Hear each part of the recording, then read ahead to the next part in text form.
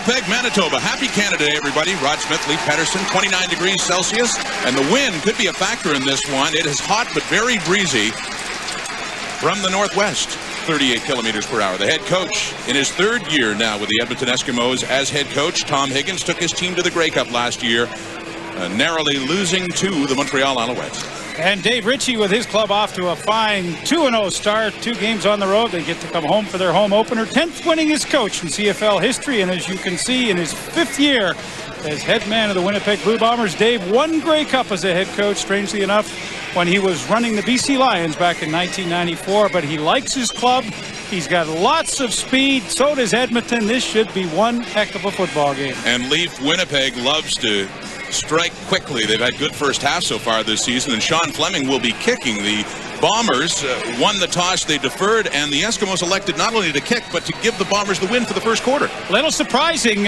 You saw the wind coming behind the Bombers right now at 38 kilometers per hour. Very gusty when you and I were down the field, but Edmonton wants to start on defense, obviously. And that ball really hangs up in that breeze, comes down to about the 35, taken down right away. No return at all, as that is taken by Tyson St. James. Well, he was the MVP of the CFL 2 years ago, off to another great start. Kahari Jones, 19 for 37, 308 yards, but no interceptions. Once again, he hasn't thrown a pick so far this season in the 2 games. His numbers against the Ottawa Renegades last week. Loves to hit Milt Stegall, a number of great targets. Robert Gordon as well. Chad Plummer in this game, who had a good game in the West Final last year against the Eskimos in a narrow defeat. On first down, faking the handoff, rolling out to his right is Kahari Jones. Looks downfield, but just elects to take off, and he slides for a gain of about 4 or 5 yards. Here is the offense that he has to work with, mentioning those targets. Chad Plummer inserted because Mike Sellers, their big fullback, cannot play, was injured in Ottawa on Friday night. And up front, a change at left tackle, Dan Getve getting the start, and Dave Mudge, right tackle as well. Here's another look at that play, Leaf, to start things off. Yeah, you heard Matt Dunnigan talk about their lack of first down production last week against Ottawa, and already good defense. So you get Kahari Jones breaking containment and you only get 5 yards. I think you're happy on D. On that 2nd and 5, throwing off to his right, but no, it's incomplete. So on 3rd down, the Bombers will be punting. Boy, it's going to be interesting today, Rod. Up front, the Edmonton Eskimo front 4, the smallest guy is 6'5", so some big horses coming in the face of Kahari Jones. A switch in the secondary. Robert Grant will play the middle safety. Sean Garrett moves to halfback. A good ball-hawking secondary, and they are going to have their hands full because Winnipeg's got a great receiving corps. In fact, both teams have terrific receivers in this game, and good players all across the board this afternoon. Troy Westwood, who had a nightmare game in Ottawa, punting the football and with field goals, gets that one away nicely. On the return for the Eskimos, it's Winston October who's wrapped up, taken down around the 20. But Leaf last week in Ottawa on Friday night, Troy Westwood had 1 punt blocked. He had to basically swallow another one, had a field goal blocked as well, returned for a touchdown. Renegades really hurt the Bombers on special teams. Yeah, they really did, and it was funny. They played Friday night. They flew home Saturday morning. Guess who got the day off? The rest of the team. The punt team had to come in for 2 hours of film work to try to sort everything out. Bob Cameron, the great punter all time for the Winnipeg Blue Bombers, was the first to call Troy Westwood. His words of advice were, sometimes it doesn't have to be pretty. Just get it off if you feel the pressure coming. So I'm sure Troy will take that to heart. The Bombers working on that. And you speak of Bob Cameron. It's Bob Cameron Day, retiring after 23 seasons this year. 1st and 10. Eskimos. Ricky Ray handing off to Mike Pringle. Left side. And good Pringle yardage for a first down right off the bat for the Eskimos. It's Pringle and Troy Mills in the backfield for Ricky Ray. But look at the receivers. Jason Tucker with a brilliant touchdown grab against the Stampeders last week at Commonwealth. And then up front, a veteran offensive line led by that left tackle, perennial all-star Bruce Beaton, West finalist for top lineman last year. So a good gain, first down. Boy, how many times do we see that with Mike Pringle in the Alouette days? Busting one early in a game, and especially late in a game, too. Well, that's going to be the commitment that the Edmonton Eskimo offense has to make. You know, with Mike Pringle in there, you've got to give him the ball at least 20 times again, as you see a first down pickup by Pringle on his first carry. But Tom Higgins has to say, hey, listen, with Pringle, he's a workhorse. He gets better as the game goes along, and if he's going to be in the lineup, he has to touch it at least 20 times a game. He did it last week against Calgary, just shy of 100 yards. Mike Pringle, that's what he brings to this team, but you've got to use him wisely. It means maybe not throwing as much for Ricky Ray, which again isn't probably a bad thing. His numbers against the Bombers since 1995 when he was a member of the Baltimore Stallions, and of course later to Montreal. So many great years. He'd like to erase the memories of last year and get it going with the Eskimos. Pringle again. So 2 running plays to start things off left side for the Edmonton Eskimos. Well, a terrifically quick defense for the Winnipeg Blue Bombers. Great people up front. Tyson St. James back in again today, and you'll see some shifting in that terrific linebacking core. Terry Ray will get in. Tommy Europe is out at middle safety, but Mo Kelly, who's a terrific defensive back, he comes into the lineup to start at the middle safety. Antonio Banks, he will be the dime back. Greg Clark, what a terrific player he is. A couple interceptions in their opener out in Vancouver. But again, you'll see a few different looks from Winnipeg today, as Chris Schultz mentioned back in the studio. Second and long at the 35.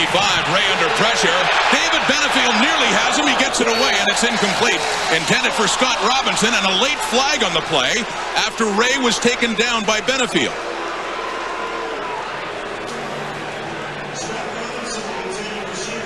Well, I don't know about this one. I mean, the flag was thrown. Benefield took him down a little late. Let's hear what Budstein says. Roughing the passer. Winnipeg 56. First down. I don't know about that one. I mean, you love to protect your quarterbacks, and I'm all for that, but you'll see a great look at it here. Is this roughing or is it not? I mean, here goes the ball. The ball is gone. I guess it is. That's a good call. Ball was well gone, and Benefield just has to let him go. He could have let him go. He didn't, taking him down, and the Bombers pay the price as the ball comes up near midfield at the Edmonton 50. First and 10 for the Eskimos here in the first quarter at Canada Stadium in Winnipeg, part of a doubleheader on Canada Day. Faking that inside handoff to Pringle. Ray, with time, gets it away and complete to Rick Walters. Across into Winnipeg territory, and another first down for Edmonton. This drive continues. And Tom Higgins talked about yesterday how he's been so disappointed in his team's first quarter production, and he's got to be happy now. 3 first downs in a row, penalty to Benefield, but Ricky Ray, when he gets to the outside, that's what I like to see for him. Easy sight lines downfield. He's got trips to the wide side, and he picks out dependable Ricky Walters to pick up the first down. Walters just sitting in the hole nicely.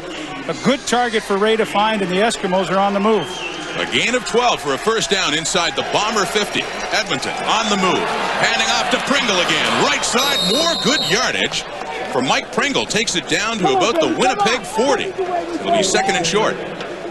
And don't think that the Edmonton Eskimo offensive line doesn't like to do this. I mean, you want to be a pass catcher all day, catching those defensive linemen, and you get your receivers blocking downfield. But Chris Morris, rather, on the right side opens a big hole to the outside, and you got Kevin Lefsrud inside opening up a big hole. But they want to tee off early, and you know the battle of the trenches in this game is going to be so important.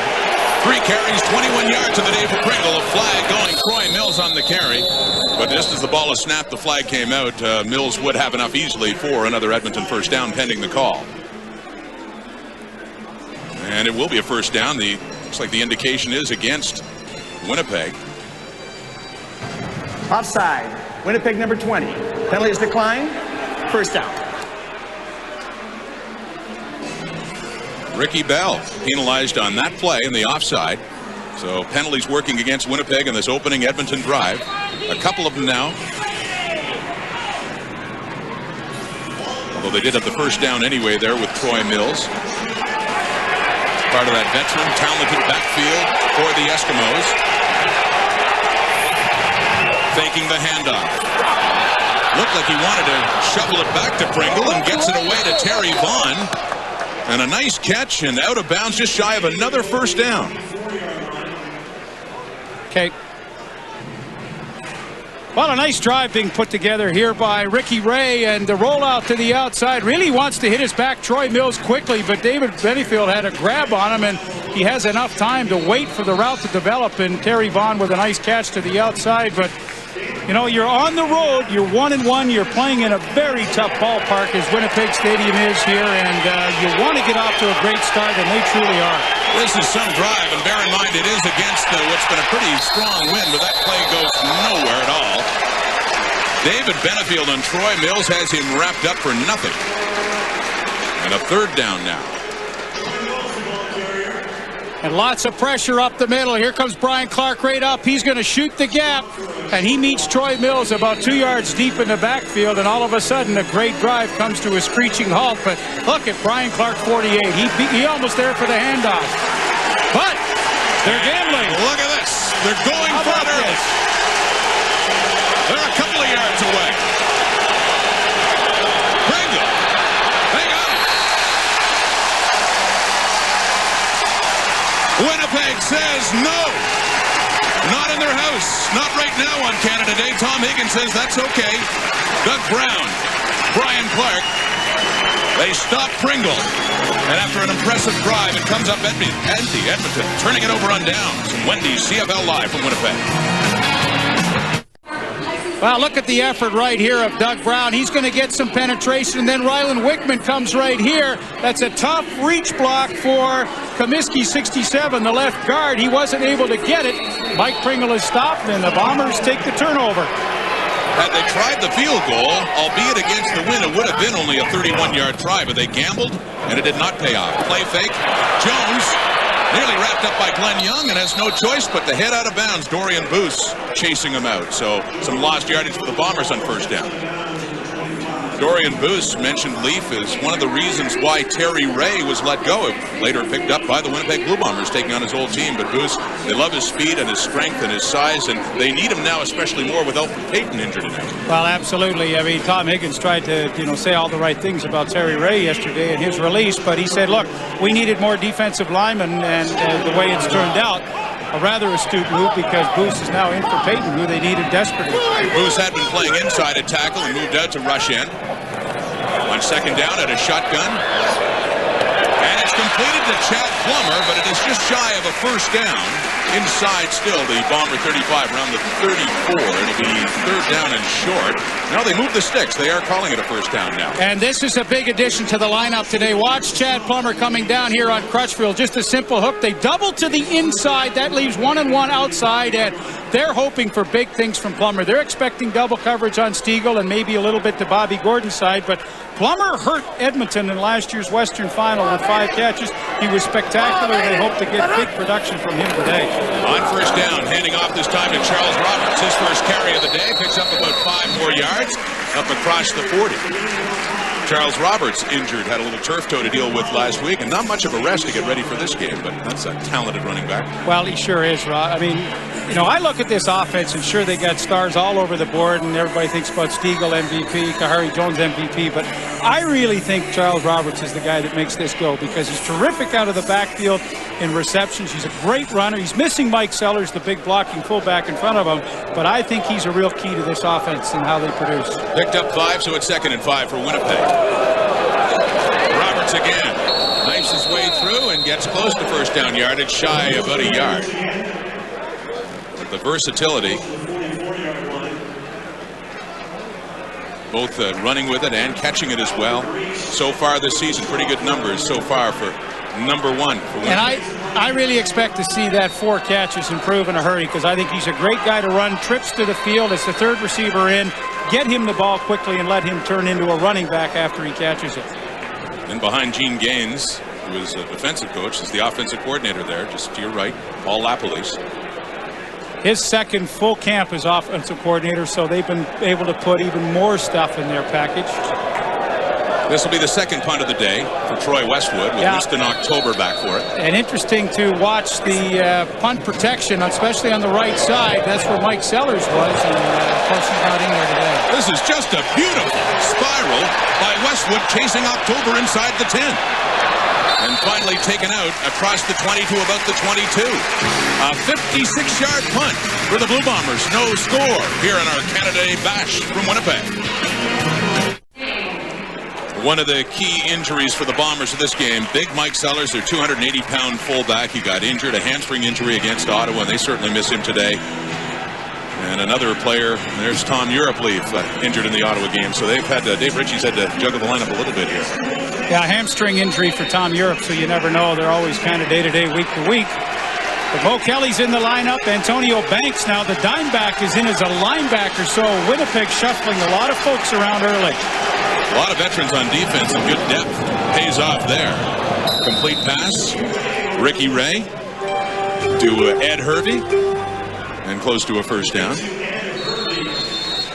Well, I think Ricky Ray's done a fabulous job, and I'm not sure whether he wants to hear it verbally that he's number one. I don't believe that anybody has told him that he's number one, but all I know is he started and played and taken every snap on offense for them, and I would have to think that he's number one. They got some capable backups, no question about Bart that. Hendricks there. Absolutely, and Jason Moss as well. So lots of depth at quarterback, but you know, clearly to me, Ricky Ray is the guy.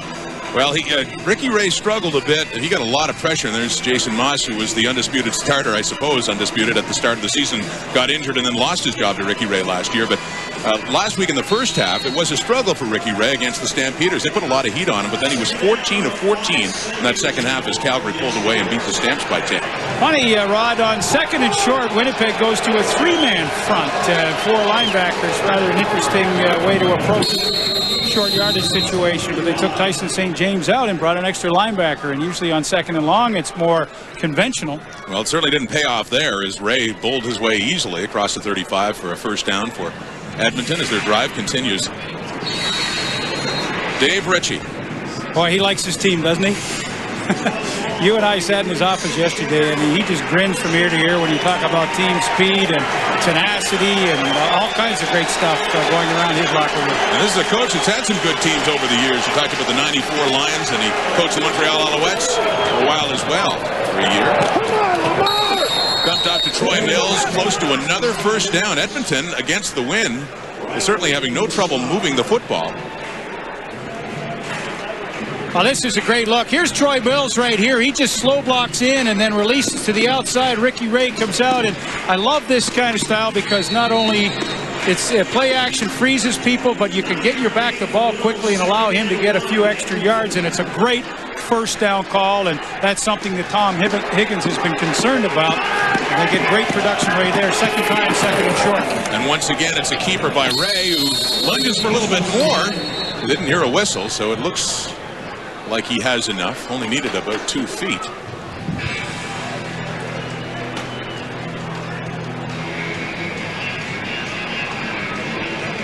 Once again on first down, when you freeze linebackers right there, I mean, Pringle's your guy. All of a sudden you send him, slip the fullback out into the flat. I mean, that is a tough play for even the best defenses to try to stop, and pretty easy ball to complete. Is it my imagination, or is this Sacramento 1993 with Troy Mills and Mike Pringle in the backfield? 10 years ago in 93, they were indeed Troy Mills and Mike Pringle, who had left Edmonton. He started his CFL career with the Eskimos and then went to Sacramento before going on to Baltimore. Well, speaking of Pringle, there he is. And he is going nowhere there. No gain on first down. Well, that's interesting. Going back 10 years ago, Mike Pringle in 1994 left to go to Baltimore and begin his great play there. And then, of course, when he left, Troy Mills got to carry the ball more, and that was his first year, first 1,000-yard season. First of 2 times he did that was 94 when Pringle left. Strangely enough, 10 years later, they're reunited here in Edmonton. And there is one other player on that Eskimo team, defense. I know who. Can you think of it? That played for Sacramento as well. Malcolm Frank. Number 10, Malcolm Frank on the corner for the Eskimos today. Ricky Ray calls time as the crowd gets going. Timeout for the Eskimos on a second down and 9. Higgins and the Eskimos on the move again here in a scoreless game in Winnipeg on Canada Day. Tom Higgins looking on. Still no points to show for all their efforts, which have been pretty considerable in this first quarter for Ricky Ray and company.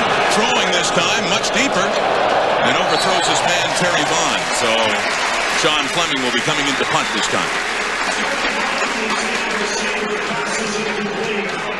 A nice pattern by Terry Vaughn. That ball was just a little overthrown, and Ricky Ray, here's Terry Vaughn here. He's going to end up going to the corner with Milo Lewis. Milo Lewis trailing. Good pattern right there, as Lewis's angle wasn't the greatest, but the ball just slightly overthrown. Tough to do into this 40-kilometer-mile-an-hour wind, but Ricky Ray shows you the strength of his arm. Well, they followed a 4-minute drive, though, with a 6-play drive, eating up another 3 minutes on the clock. So one thing the Eskimos are doing well is eating up a lot of time on that clock against the wind. Absolutely right. Fleming to punt. Inside his 40. That wind, once it scoops it up, he doesn't get much on it, and a no-yards penalty coming up here against Edmonton. Deonce Whitaker on that return for the Bombers. This is the Blue Bombers home opener and their first game on a new surface. More on that now from Greg Musselman. Greg? Okay, thanks, Rod. This is called the Astro Play Plus, and it is actually sewn into the surface. It's like a fake grass. It's actually sewn into the surface, and it's got 2 thicknesses of rubber that are here, and it actually makes it quite soft. Now, for those that know the Winnipeg Stadium before it became Canadian Stadium, it was actually just like a concrete with an old worn-out rug. This is a very good surface now. It cost $2.1 million and took 6 weeks to install. The players absolutely love it and intend to practice on it for the rest of the season, and they've actually even sewn in the logos right into the field here so that they can practice on it. Back to you guys. All right, thank you, Greg. There's Milt Stiegel, who probably likes this new surface, too, with his first catch of the game. But, you know, I'm sure the players like it, Leaf. What kind of footwear do they use on this compared to the other stuff? It's all over the map. Ed Irby, for example, is wearing half-inch cleats, about 9 cleats on each shoes. The linemen are mostly wearing AstroTurf shoes. Sean Fleming, the kicker on his plant foot, is wearing a nubbed sort of AstroTurf shoe. So I think there you see the half-inch cleated, and I think that's probably the best. Which is more than what you use on natural grass. Absolutely. So Stiegel with the catch for a first down. Winnipeg in Edmonton territory. And the pass is batted at the line of scrimmage, knocked down. It'll be 2nd and 10.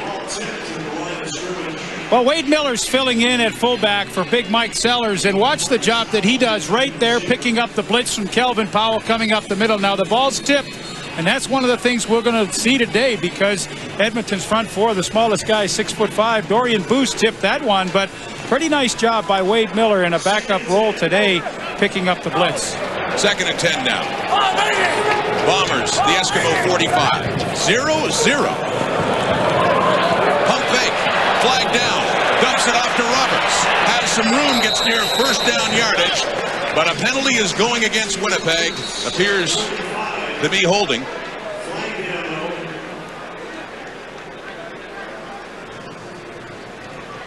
Holding. Winnipeg 34. 2nd down repeated. Well, Wade Miller did a great job that time and got caught. A little too good. Unfortunately, picking up the blitz spoiled a nice run by Charles Roberts. And boy, with a minute 37 to go, the Winnipeg Blue Bombers would love to get something on the board with the wind at their back here in the first quarter, but a penalty setting them way back. Back to midfield. Look at Wade Miller in at fullback for the injured Mike Sellers. And a big 2nd down and 20 now for Kahari Jones standing in the shotgun. Lots of time. Steps up, has a man. Big first down to the 25. Marcus Howell on the receiving end. A gain of 30 yards.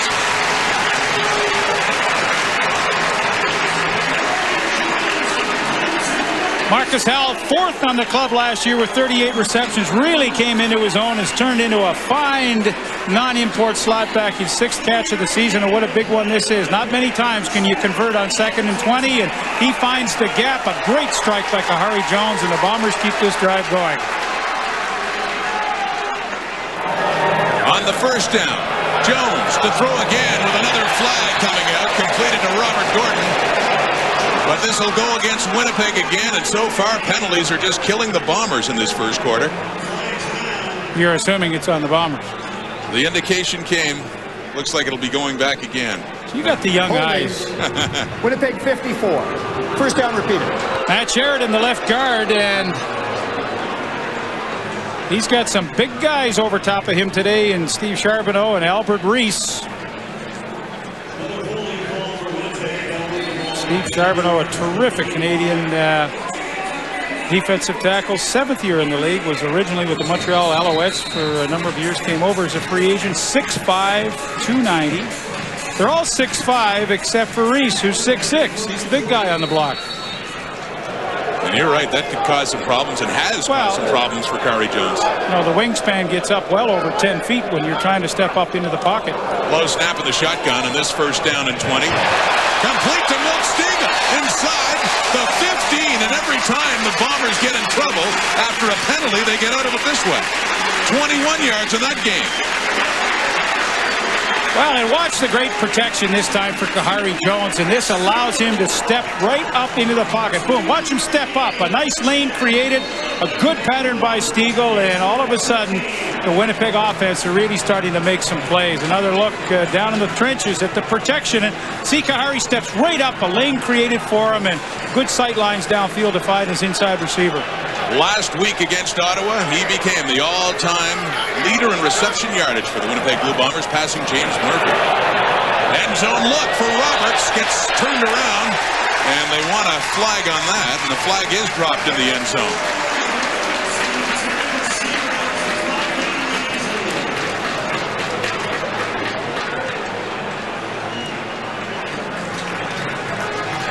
Now, Singhor Mobley got all tangled up with Charles Roberts to the right of your screen here, and you'll see if Charles Roberts go down, the flag is in the air, and the Blue Bombers. Illegal contact on a receiver. Edmonton 27. First down, Winnipeg. So the Bombers get another break on this drive. Wow, key play to convert 2nd and 20 where they find Marcus Howell down the middle. And against a tough defense like Edmonton, you're not going to do that too many times, but they did, and they would love to punch one into the end zone here with no time left on the clock with the wind at their back here in the first quarter. Comes down to the 7 and a first and goal. Winnipeg. Charles Roberts takes the handoff. And Shannon Garrett gets to him as the quarter comes to an end, but Winnipeg is in business. You wouldn't think between these two teams should have no points on the board yet, but that appears to be about to change as we take it back to Dave Randorf in our Wendy's CFL live studio. All right, thank you, Dave. The numbers after one quarter, and maybe most significant is what you don't see. No points on the board yet, Leaf, but fairly close so far.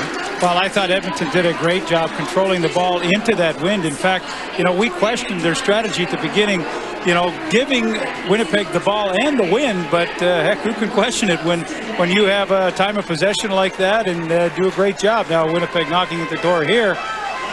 Well, what a good hit by Singhor Mobley right there on Roberts. A tough guy to bring down near the goal line. He's just so slithery down there, but Mobley squared up and made a nice stop. So they start the second quarter.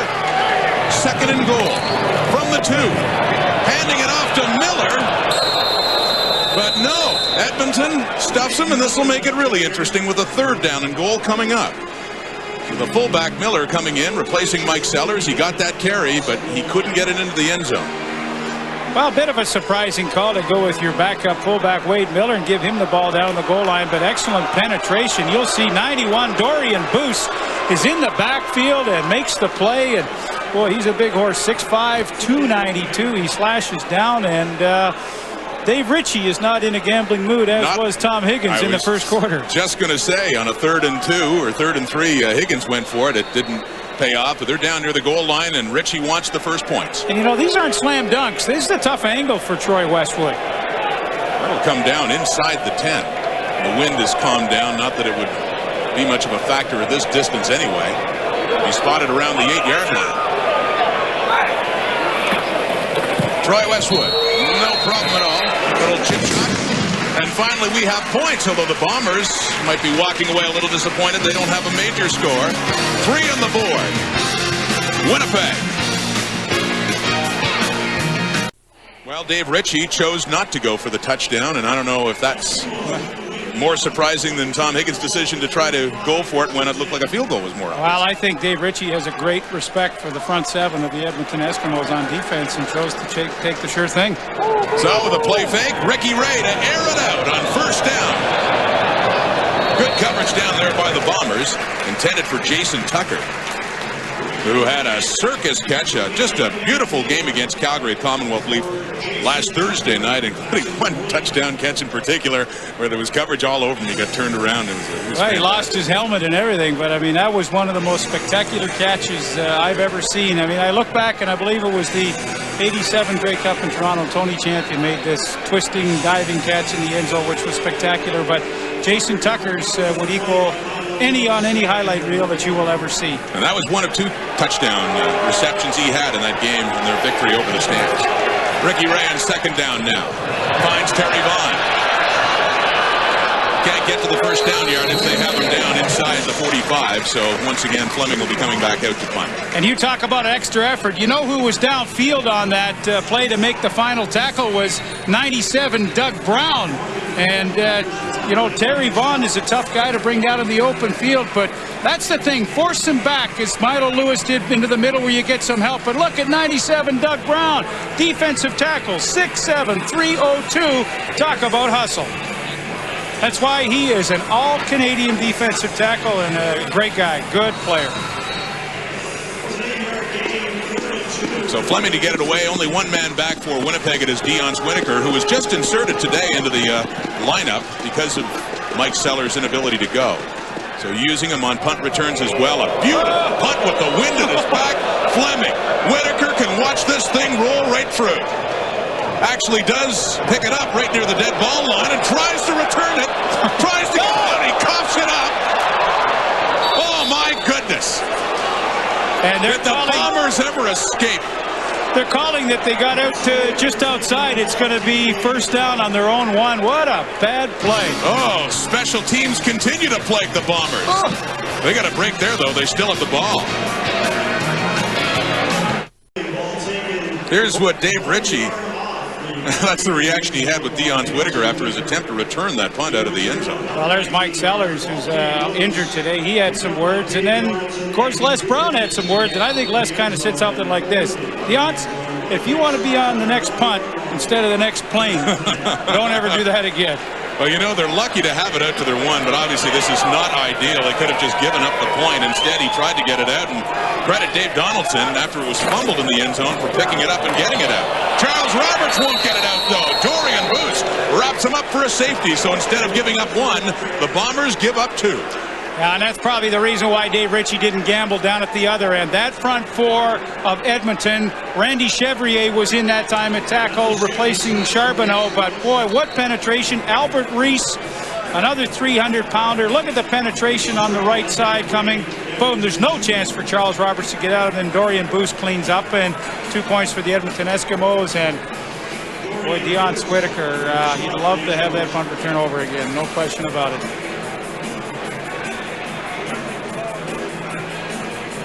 He'll be thinking about that one for a while as Troy Westwood talks to him about it too. Well, you get 2 teams that are so close like these 2. It's mistakes that are going to decide the outcome, and that's clearly a gift of 2 points. And if ever the Bombers were sensitive about special teams mistakes after what they went through last week in Ottawa, it would be a day like today. Yeah, that was a nightmare a week ago. But you know what? You have to look at one of the bright side. They did not play well in Ottawa last week, but they won the game. So, I mean, hey, they're 2-0. You can't argue with that. Let's go back one more time. And, you know, Dion Whitaker should have just down at this point. In fact, they're lucky a touchdown wasn't scored against them because he did cough up the football. With the wind, it was an 86-yard punt by Fleming. There's Ray passing on the first down and completing it to Terry Vaughn. Good for a first down for the Eskimos, who got the 2 points and, of course, get the ball after that safety given up by Winnipeg. And with the wind now in the second quarter, and as Leaf mentioned, what was good for Edmonton is to hold them without any points at all when they had the wind, when Winnipeg had it in that first quarter. Well, that's Danny Machocha, the offensive coordinator for Edmonton, and I want to talk briefly about him after this play. Shotgun in 1st and 10. Getting it away, completing it to Vaughn. Lots of room to run. Skips over a defender and is still going down the sideline and out of bounds. Edmonton in business. Down around the 25 of the Bombers. Well, when you anticipate lots of pressure, as Edmonton does from the Winnipeg front 7 today, you've got to throw underneath every once in a while. And who better to get it to quickly than Terry Vaughn? I mean, this is just terrific. Watch Vaughn right here coming across. Easy ball to complete. He gets away from the traffic underneath. Good block from Ricky Walters, and that's great execution. Every year, and that was a gain of 40, every year since 1995, at least 1,000 yards receiving. 8 straight years, a CFL record. A good game that time. Looking for Hervey near the end zone. And just beyond his reach.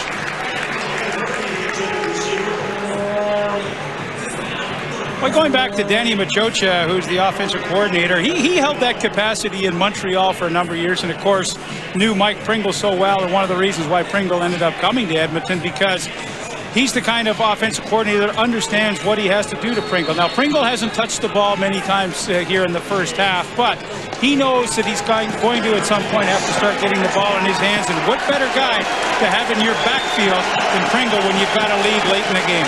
His first 3 carries at 21 yards in this game. Another end zone look. Oh, it's intercepted. It is picked off. Milo Lewis with the interception. And another big defensive play in this ball game. Still no touchdowns. Edmonton was looking, but they are denied once again. 3-2 Winnipeg and Wendy's CFL Live. The latest big play, courtesy of the guy in behind Brian Clark there. Milo Lewis, second year at Alabama with that interception in the end zone, Lee. Well, here's Jason Tucker right here, and he's working on Lewis right here. Pretty good move, and as he goes to the corner, I mean, he's got a step, and this is a ball that has to be thrown way long. I mean, you're throwing with the wind, and that's pretty inexcusable, that interception thrown by Ricky Ray. Jason Tucker gotten in behind that coverage, but not enough on it. So Kahari Jones and the Bombers take over. Charles Roberts left side and good yardage up across the 30 to about the 33. You know, it's funny, when you look at Edmonton's offense, they were +2 in the turnover takeaway category against Calgary. They won the game. They were -1 against Calgary. They lost the game. They've got 2 turnovers already in this half. So clearly, when they don't turn the ball over, they play well, and when they do, they struggle. But you can say that for most teams. Sure enough. True enough. So it's second down and short now. Movement. And the cry from the Eskimos and Randy Chevrier that he was drawn offside.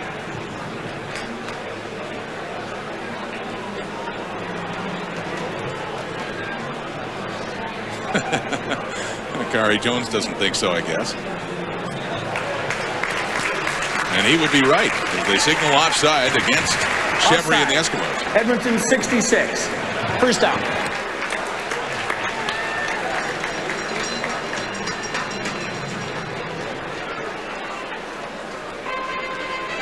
And with that, automatically a first down for Winnipeg. 1st and 10.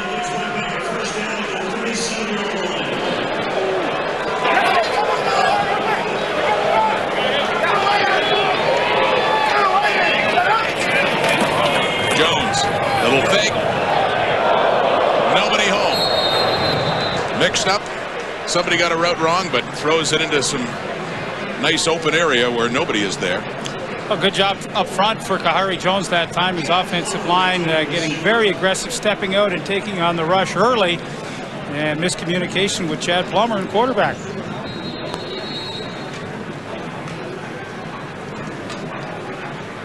So Jones now 4 for 7 on that one, and second down.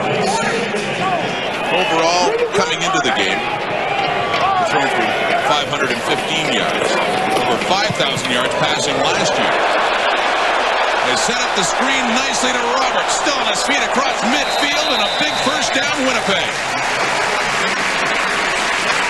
Get him the ball and watch him go. Well, Rod, this is one of the prettiest screenplays you're going to see. Watch Matt Sheridan on the left side and Dan Gepney. They sit back, now they peel outside, and watch the fun start. They invite those linemen upfield, and they come through. But Matt Sheridan, you're going to see to the left of your screen. Watch 54. What a cut block right there on Glenn Young to the outside, and that is just terrific. Gain of 20 yards across midfield to the Edmonton 53. Winnipeg 3, Edmonton 2. Knocked down, Leaf talking about those tall D linemen. Rahim Abdullah bats that one away. It's the second time this game that Kahari Jones has had a pass knocked down. Well, there you see 6'5", and I mean, you are taught this from day one. If you can't get the sack, if you can't get the pressure, throw the hands up, and there it is right there. Watch the hands go up, and when you jump, you're 6'5", Your natural's around 10. He's probably up closer to 11 feet with his vertical leap.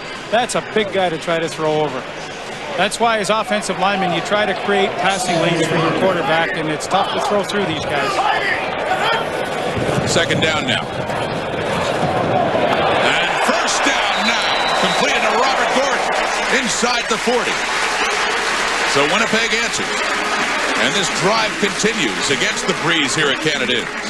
Soft zone that time by Edmonton, and they just leave Bobby Gordon all alone. They got Milt Stegall coming across the field, and there it is. Nobody can recover in time, and they just pretty much Malcolm Frank ignored Bobby Gordon on the outside, and he's got his first catch of the afternoon. Bombers living by big plays, eating up the yardage through the air.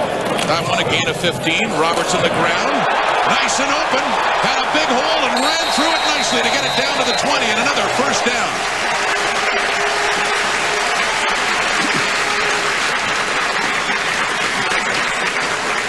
What a good job on this series by the offensive line. You got Eric Wilson, the right guard. Watch him come on the kick out and the trap.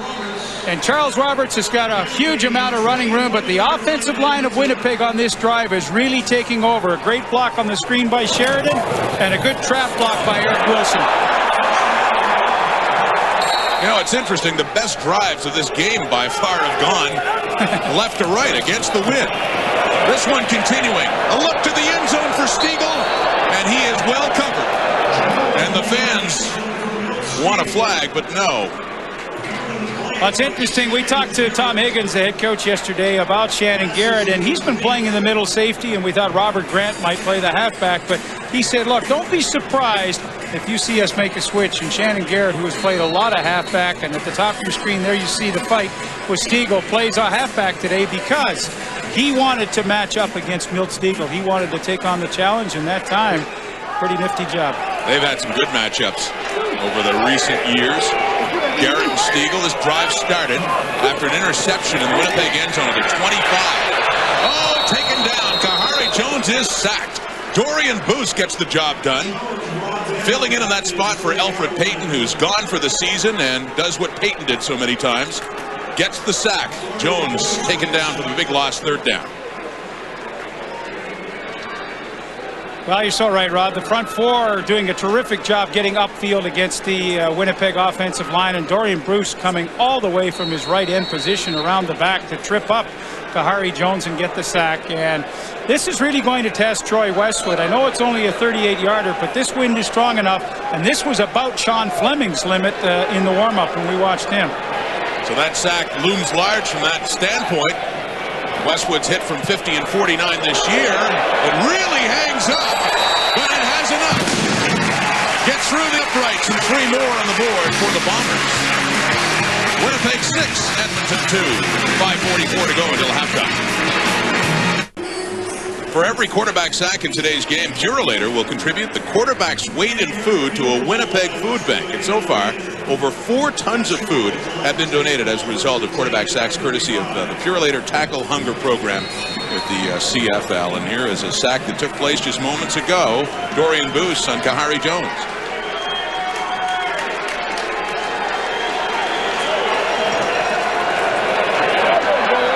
Ricky Ray. Oh, his receiver was bumped. Scott Robinson just before the ball came in. Incomplete. He wants the call. He doesn't get it. Well, Winnipeg's going with their dime package so far. Antonio Banks, the dime back, is in now in the first down situation, expecting Edmonton to throw. Watch the break. Watch the break right here by Marvin Coleman coming on the football. You be the judge. Did he get there early? I'd say that's pretty good timing. Very good timing. Boy, as a receiver, you've got to come back to the quarterback. Scott Robinson didn't, and that's why he couldn't make the catch. Second down now. Eskimos trailing by 4, and they blow it just as the ball is snapped.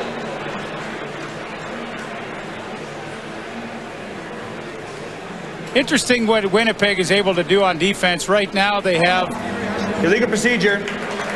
Edmonton 67. Second down repeated. The left guard, Dan Comiskey.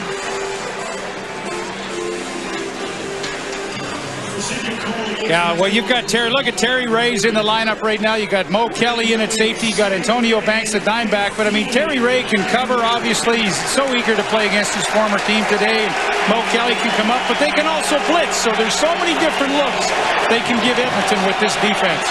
That procedure call at 2nd and 15, and Ray trying to get away, picks up some yardage, but not nearly enough for the first down. Gets up near the 39 of the Eskimos. Sean Fleming in the punting unit will be coming back on.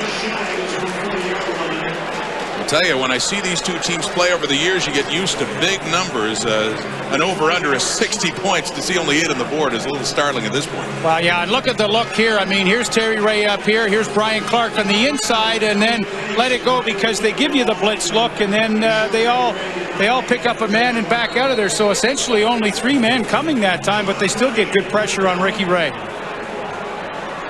And Fleming to get this away. And remember, Dion Whitaker was the punt returner before, but after that mistake trying to take it out nearly cost Winnipeg, it is Marvin Coleman, who is certainly used to returning punts over the years, back in there. Whitaker not in for that punt return. Boy, Rod, the biggest thing you worry about when you're kicking with a wind like this is, am I going to outkick my coverage? What terrific coverage by the Edmonton special teams. And I mean, that is just desire, but that's not a lot of fun. With that wind, it was a 56-yard punt. The previous one, Leaf, went 86 yards.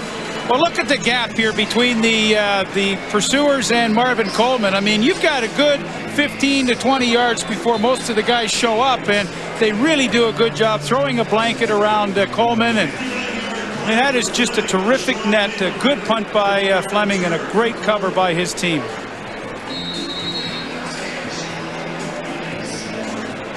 Boy, I've said great a lot today because you know what? These are 2 great teams. I know it's only 6-2, and we no touchdown scored in it yet. We expected more, but you can just see the talent on this field.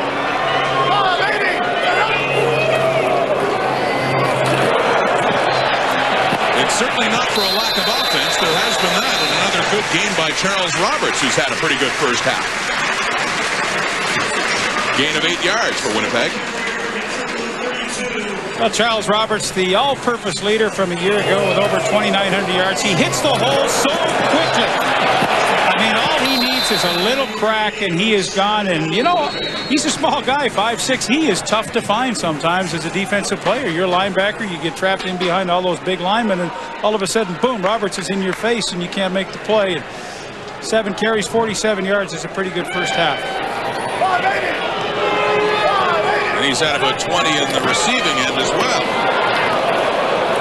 But he'll have nothing there.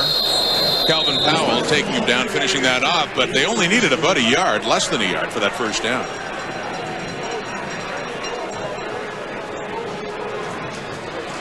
Well, there's the distribution that Kahari Jones has with his team. I mean, everybody involved. No chance to fall asleep in this group. Of course, Milt Stegall, as you might expect, leading the way, but you know, what I like about Winnipeg, and I know Sellers is out today, but he'll be back in with that grind. Between the 2 backs last year, they had 118 catches. And I know Paul LaPolice, who's this guy right here, there's Paul in his 2nd year. That's big for him because you got so many receivers that you can clear out. When you can give it to your running backs quickly, boy, that just adds to your offense like you wouldn't believe. And this is a team that statistically anyway, like one of the greatest offenses last year, although it was all through the year. I think they ranked at or near the bottom in all rushing categories. I don't think Dave Ritchie could care less. Well, I mean, you know, we talked to Ritchie about meaningful statistics yesterday, and obviously rushing yardage totals are not a meaningful statistic to them. They certainly pass to run. I mean, most of the time you would think of Edmonton as a team that likes to run to throw, although not today so much, but Winnipeg clearly passes to run.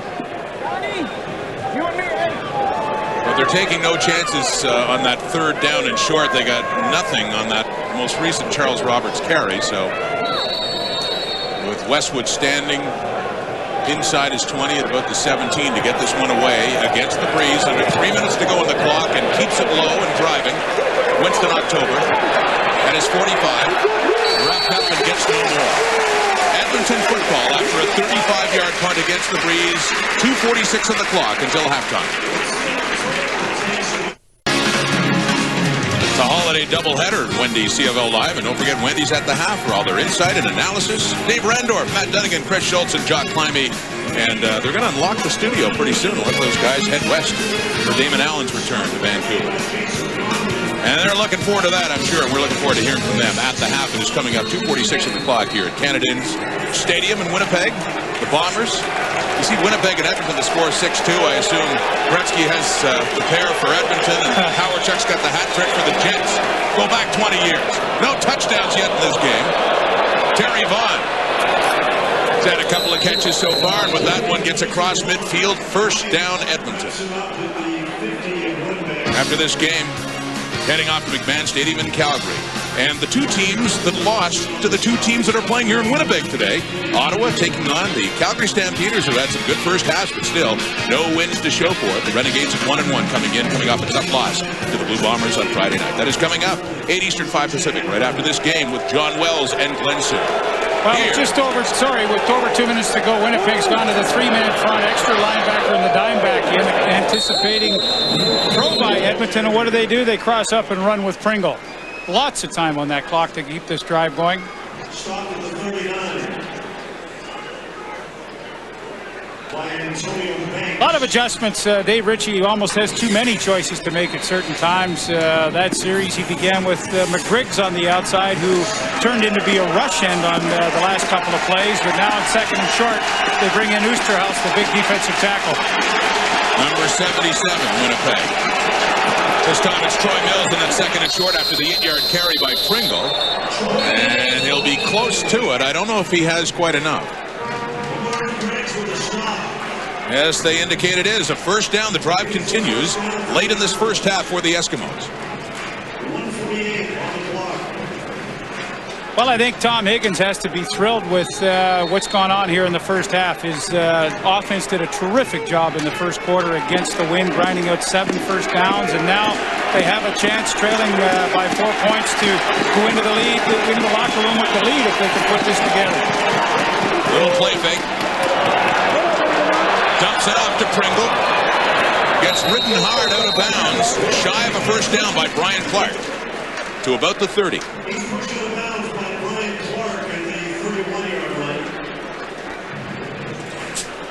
Well, they you know, what you try to do is catch Mo Kelly to the outside to come up here and bite, but he didn't even think about it. He just said, hey, I've seen this play action before, so I'm just going to come out and stay with the back. And, you know, really, they really made something good out of what looked like a pretty poor play to begin with.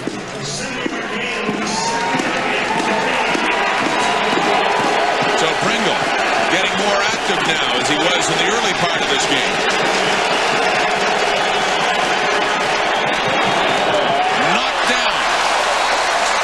David Benefield knocks down Ricky Ray's attempt. And it'll be third down. And a field goal situation for Edmonton. Well, you know what? That's why these defenses are so tough and so good. They do the little things well. Here's Benefield right there. Boom, what does he do? He can't get even close. But again, like Abdul did earlier, he puts his hands up and knocks the ball down, and that forces a field goal. What a terrific defensive play. I mean, those little things never show up in a box score, but are great contributors to the final outcome. This would be to make it a one-point game. Edmonton trailing by 4. Sean Fleming for the 38 with the breeze at his back. So he'll have a lot of extra help. Down it goes. No problem at all. 3 on the board for the Eskimos.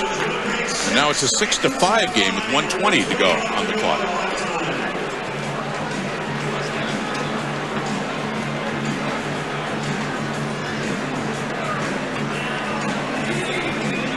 More touchdowns at this point of the game last week for the Winnipeg Blue Bombers in Ottawa. Milt Stegall caught a pair. And he was great in man coverage against the Renegades. And Milt Stegall got to 500 receptions for his career and 9,105 yards. As mentioned before, that made him the all-time leader in Winnipeg Blue Bomber history in terms of yardage. And he's not too far behind James Murphy for the all-time receptions as well for Winnipeg. Should all happen this season. The #1 receiver in Blue Bomber history, Milt Stegall, number 85, out of the shotgun. Robert Gordon. First down, Bombers again. 1:14 on the clock. And that's a good switch. They used Bobby Gordon as a slot back that time. He's got a lot of room to work, and he makes the break to the outside, but Winnipeg starting to move around a lot of different people on offense, and Bobby Gordon in the slot, to me, is a good play.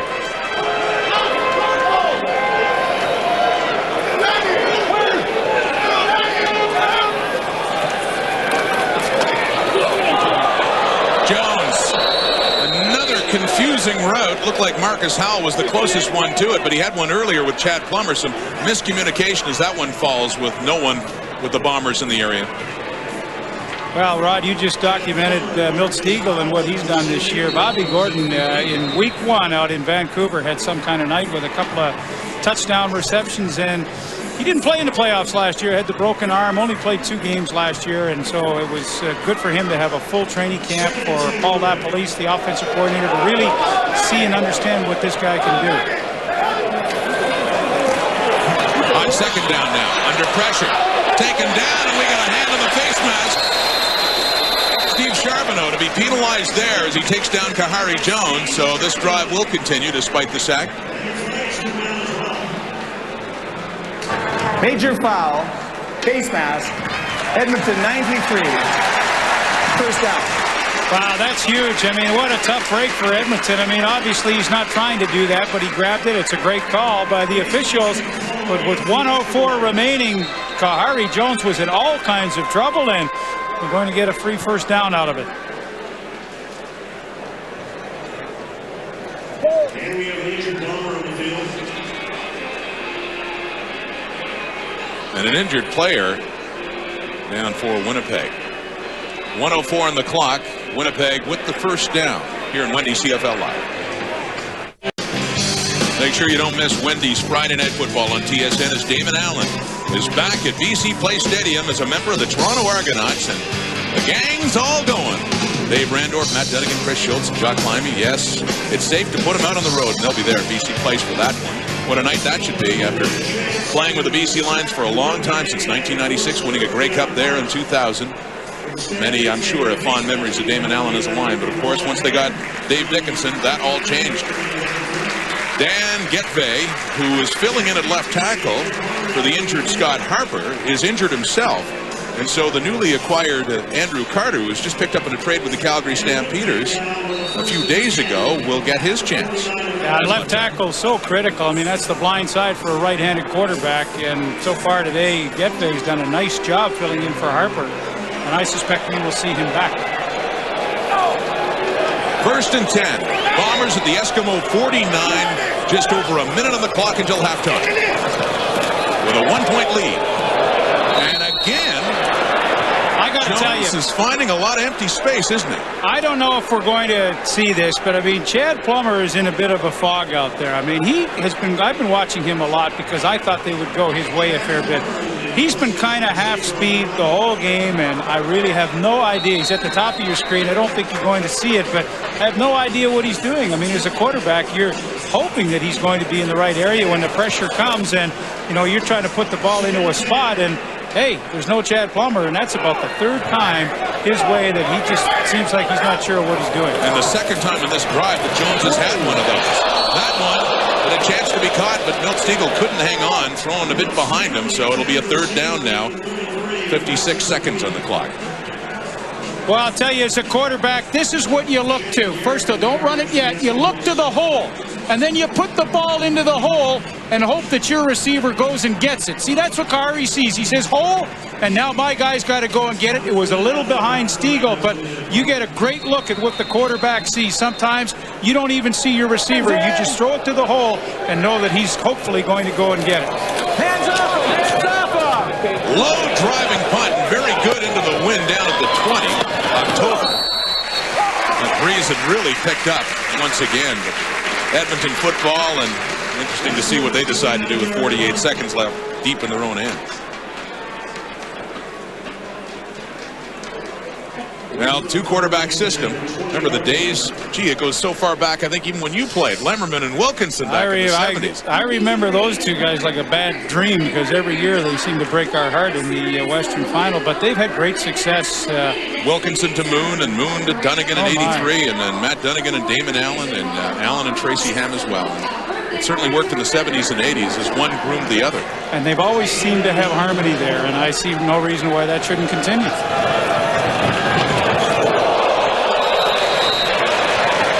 Rick Walters with his second catch of the day, and he's greeted right away after catching that football. Rick Walters with the catch. Mark Kelly with the stop. Well, I think Ricky Ray's got to be rather pleased. I think one thing that he may want to talk about with Danny Machucha, his offensive coordinator, at halftime is, hey, we've got to establish the run just a little bit more, because that's a big part of our offense that we really haven't got going. Back-to-back receptions for Rick Walters, and that one for a first down up around the 45-31 seconds on the clock, and they have the wind. I'm sure they're going to be doing their darnest to see if they can get in field goal range. If they can get it down around the 40 or 45, they'd certainly have a chance.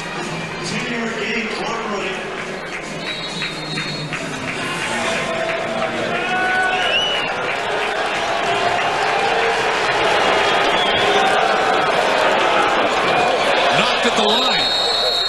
That time Lamar McGriggs and Terry Ray. And that's the beauty of Winnipeg's front seven. They can only, they sometimes drop some linemen out and give you all kinds of different looks. That time Doug Brown actually dropped into coverage, and McGrigg's pass rush got his hand up and tipped the ball away. But so many different players in and out of the lineup with so many different looks, it's very difficult for an offense to make all their adjustments on the go. The biggest surprise between these two is to see a half go by without any touchdown. Unless something dramatically changes, that'll be the case here. Good carry by Ray to get it up across midfield to the Winnipeg 50. 12 seconds left. How close do they have to get, bearing in mind they do have the breeze of their back for Sean Fleming? I'd say Fleming could hit one from 60 right now. Well, they'd be close enough now then. Right at the 50, take a 57-yarder to take the lead into the locker room. Oh, I don't think there's any question. He's got the leg to hit from 60 yards out with this wind behind him today. It has steadily gone from right to left in your screen.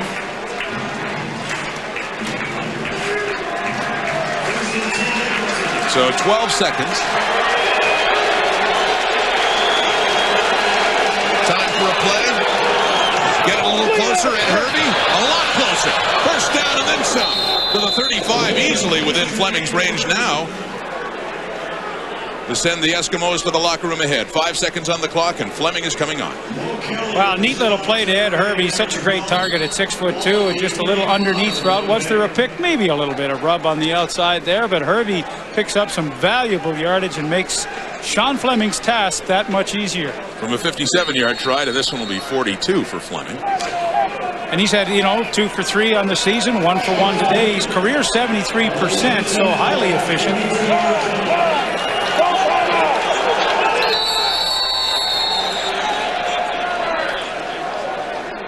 Timeout called against the Bombers now.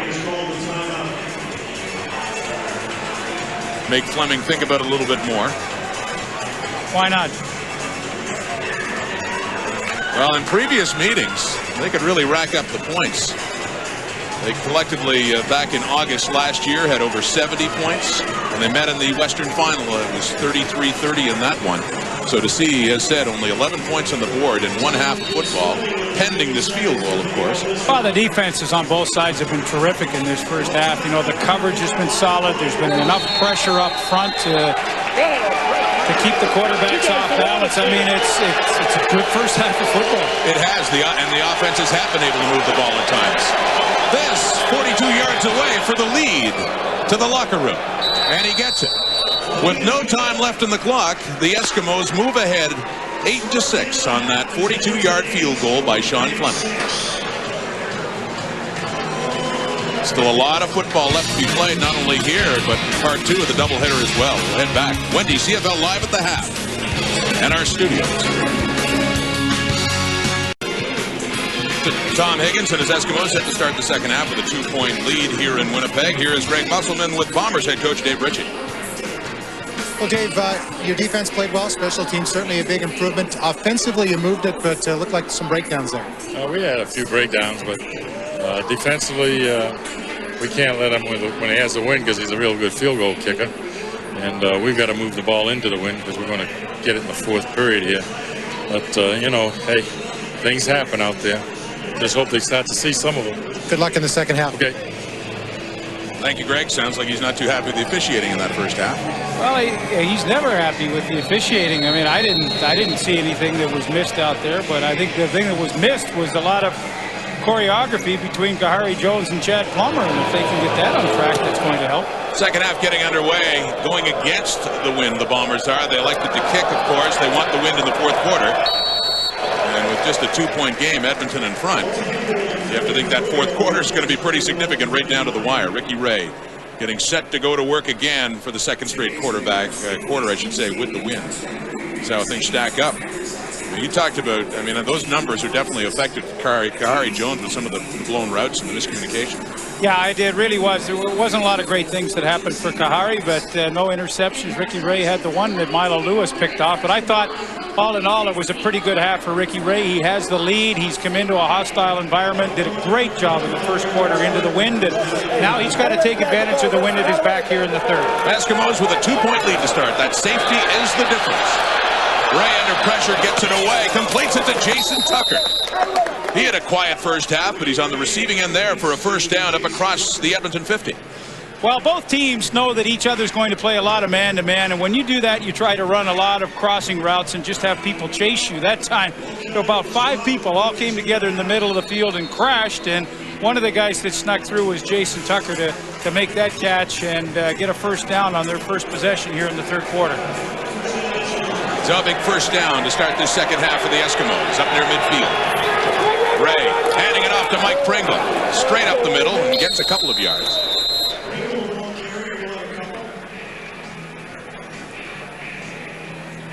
Not a very active first half for Mike Pringle. I'm sure he would like to touch the ball a lot more, and only 7 carries as you see, and we've documented that he needs well over 20, and you know, should Edmonton have the lead in the fourth quarter into the wind, that will be very critical to see what kind of production Mike Pringle has. It's always been his best quarter, the fourth quarter, during his heyday with the Montreal Alouettes. He seemed to get stronger as the day wore on, but the Owls love to run the ball, more than the Eskimos do, especially with the great receivers they have.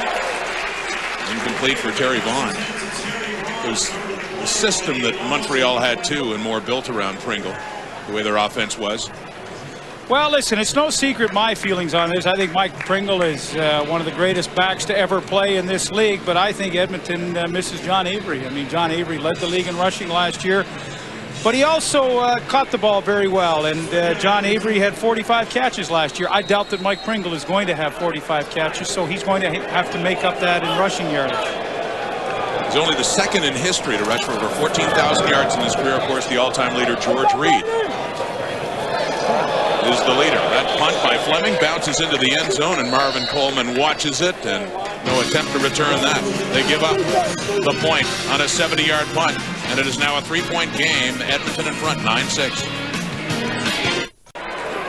With that single, the punt single by Fleming, it's now a 9-6 game. Edmonton leading by a field goal. Charles Roberts with the ball for Winnipeg, a good yardage on first down. They pick up another first down up across the 45 for the Bombers. Well, and I think the offensive line of Winnipeg would love to keep doing that and just slow down this pass rush.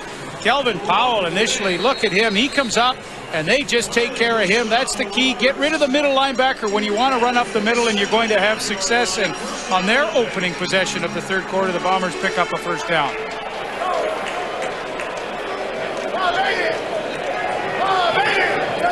Up at the 47, Roberts again. This time wrapped up nicely, taken down. Rashad Jainty with the tackle there. Was added to the lineup this week with the injury to Alfred Payton. And sets up a second and long now, a gain of about a half a yard only. Second and long certainly hasn't intimidated the Blue Bombers, though. They got in all kinds of trouble in the first half with a couple of holding penalties, and each time Jones found a man for a big game. See what they do in this passing situation here.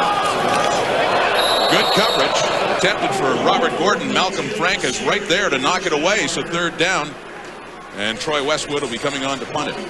And that's strictly get trips to the field, and you got Bobby Gordon on the backside one-on-one. You've got to have him beat the coverage, but pretty good coverage there by Malcolm Frank. That play was designed to just let Bobby Gordon go one-on-one, but the defensive back, Malcolm Frank, was equal to the task.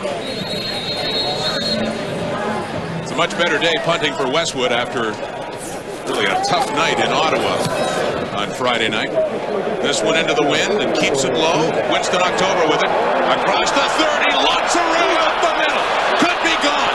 Has a block. Westwood's the only one back, but he does a good job to turn him back inside. And they do get him down. Harold Nash saves it inside the 20, but a big return, just talking about how the Bombers were better on special teams, but they give up a big return there. Winston October. Lots of room to run. And the Eskimos are in business early in the second half. Bob Cameron, 23 seasons, all with the Winnipeg Blue Bombers. No one has punted a football longer in CFL history than he has.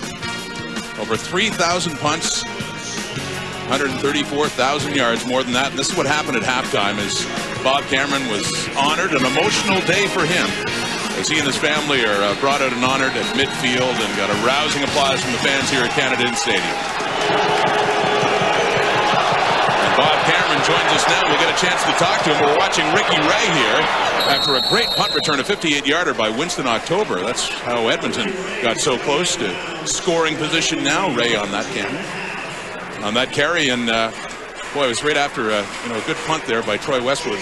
Pleased to welcome the guy that was before him for so many years, punting a football for Winnipeg.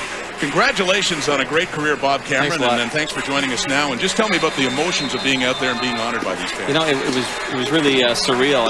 I'm going around there in the car, and it just sort of overcomes you when the fans are screaming, and it was really nice. It was a very nice gesture on the Bombers' part. I got a seven days down on Disney Road with my kids, so it's super. Really. Yeah, the team may not show a profit now when they got you and your 14 children, though. I hope we're not getting blamed for that. On the toss to Pringle, and Terry Ray had a chance to wrap him down. Mo Kelly finally there. And just one final thing as you head off, and I know you have other stuff, a lot of other people to talk to. Did you expect, when you first came out to Bomber Camp in 1980, I mean, what kind of expectations did you have? Did you think you could ever be playing football this summer? You know what? Honestly, I had sort of a defeatist attitude. I think I was cut by 8 different teams 4 years in a row, and I finally get here, and I thought, boy, if I can just play one game, I'm going to be the happiest camper ever. And the last 23 is beyond anything I could ever have imagined. It's just incredible, really. You got to tell me one thing, though. I heard a rumor that you wanted to be the only person in CFL history to collect the salary and your pension at the same time. No, I talked like that. It was a joke, and then when the years went on and I started getting closer to it, I thought, boy, maybe this isn't really a joke. But yeah, it never happened. I had to make it to 50, and that's certainly not happening now. Well, Sean Fleming with a field goal there from 19 up to give more points on the board for the Eskimos. But we talk about great kickers and the greatest punter in the CFL history, and just check out those. You must just get kind of tired looking at all those numbers. You punted for, what, over 129 kilometers, or almost, well, that's more than 1,200 football fields. And Bob Cameron, that is quite a career. And you got a birthday coming up later this month, and I believe it's number 49. Could you not have played till you were 50, you know? It got to a point where, honestly, after the last couple of years, a herniated disc in my back and both knees operated on, and I'm punting with Troy Westwood, and he is out punting me. And I mean, you have to give yourself a reality check and say, you know what, this guy's better than I am right now, and I got to step aside and let him do his job. And he'll show it today. He's got a great leg, and he's just done a super job, and he will. He'll be one of the top punters in the league. Bob Cameron, it's been a pleasure watching you over the years, and best of luck in the future, Dave. Thank you. Thanks a lot. Bob, I'll tell you what, I must have said it in my career in broadcasting and doing CFL games. If I said it once, I said it 150 times. You were the best punter I ever saw into the wind, and that is a tough thing to do. I know the conditions here in Winnipeg always made you do that, but what a wonderful career, and you're a good citizen here in the city of Winnipeg, and we hate to see you not playing, but we know you're around, and what a great guy. Leaf, it's been some unbelievable memories. That's all I can say. Etched in my mind Bob, forever. You go so far back, it's even when Leaf played, right? Yeah, that's absolutely. I tried out in Hamilton with Leaf. He doesn't remember, 1978. Bob, thanks again. Okay, you're welcome. Best luck. Bob Cameron. Oh, just beyond the reach there of Milt Stiegel from Kahari Jones. And so it'll be a punting situation as we say goodbye to Bob Cameron. Troy Westwood will be coming on to kick the ball away. Well, you get a few chances for home runs in a game, and this was a great matchup. Stiegel on Garrett to the outside with lots of field, and Kahari knew he had to really throw it hard into that wind. Unfortunately, just a little bit too far. Good effort by Stiegel, but good recognition by Kahari Jones to try to hit the home run against that defense. It's another good punt against that win by Westwood. Harmless, rolls out of bounds. They don't get the big return this time, but Edmonton does have the ball and the lead here in Winnipeg. Today is Canada Day. Tomorrow could be another significant day in Canadian history. In Prague, the Czech Republic, they will announce the winner, the winning bid for the 2010 Winter Olympic Games. And Vancouver has an excellent shot up against Salzburg, Austria, and Pyeongchang, South Korea. And you can watch that coverage. Rod Black in Vancouver to host it on TSN starting at 10 a.m. Eastern, 7 a.m. Pacific. James Duffy is in Prague. A very significant decision. Many feel will go Vancouver's way. Mike Pringle on the carry, trying the right side on first down. Eskimos leading at 12-6. Well, Mike Pringle's such a tough runner inside. Doesn't get to the outside much unless he breaks it off tackle and then bounces it outside. But, boy, pound for pound, no tougher running back to ever play this game. And it was a difficult start for him, and his timing, he admitted that was off. He had only 14 yards and just an awful game for the Eskimos against the Alouettes to open their season.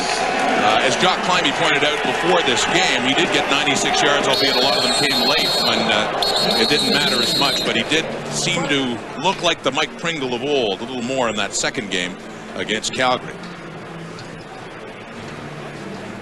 Illegal procedure. Edmonton 62. Second down. Well, Bruce Beaton got a little jumpy on the left side because Mo Kelly and Terry Ray were both up right over top of him. He knew the blitz was coming, and he just came out of his stance. And, boy, those little things. I mean, you've got, second and short. Now all of a sudden you got second and long, and those are the real tough things that hurt your offense. Terry Ray wouldn't comment about facing the Eskimos. He declined all interviews yesterday because he knew what the subject would be, and he didn't want to talk about it. Just imagine how motivated he is against this old club that let him go only weeks ago. That pass is completed for the Eskimos. Brock Ralph on the receiving end in his first catch of the day for Edmonton. But Terry Ray, obviously, and they knew that this game would mean a lot to him. I don't think words had to be spoken about it, Leaf, and he maybe wanted to choose the high road. I think there was a lot of bitterness, though. You could sense that. And some even on the part, I think some on the part of his good friend Singor Mobley, of course, still with the Eskimos. They were a great tandem as outside linebackers with Edmonton for the last few years. So it was a difficult situation when he was let go, and a bit of a surprise. Pringle hit hard by Maurice Kelly as he gets through.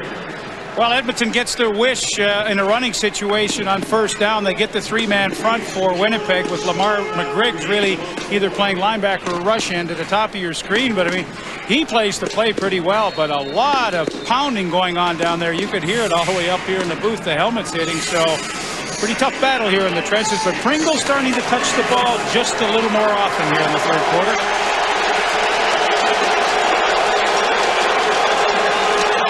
Fans getting into it now. Incomplete for Ed Hervey. Ricky Bell on the coverage. Well, I'll tell you, that's really tough on the corner, Ricky Bell. They've got four receivers to the wide side of the field. Single coverage with a world-class sprinter back on the backside to the left of your screen. Ed Hervey runs the slant, but who's right there to make the play is Ricky Bell. And, boy, that is designed strictly for Hervey.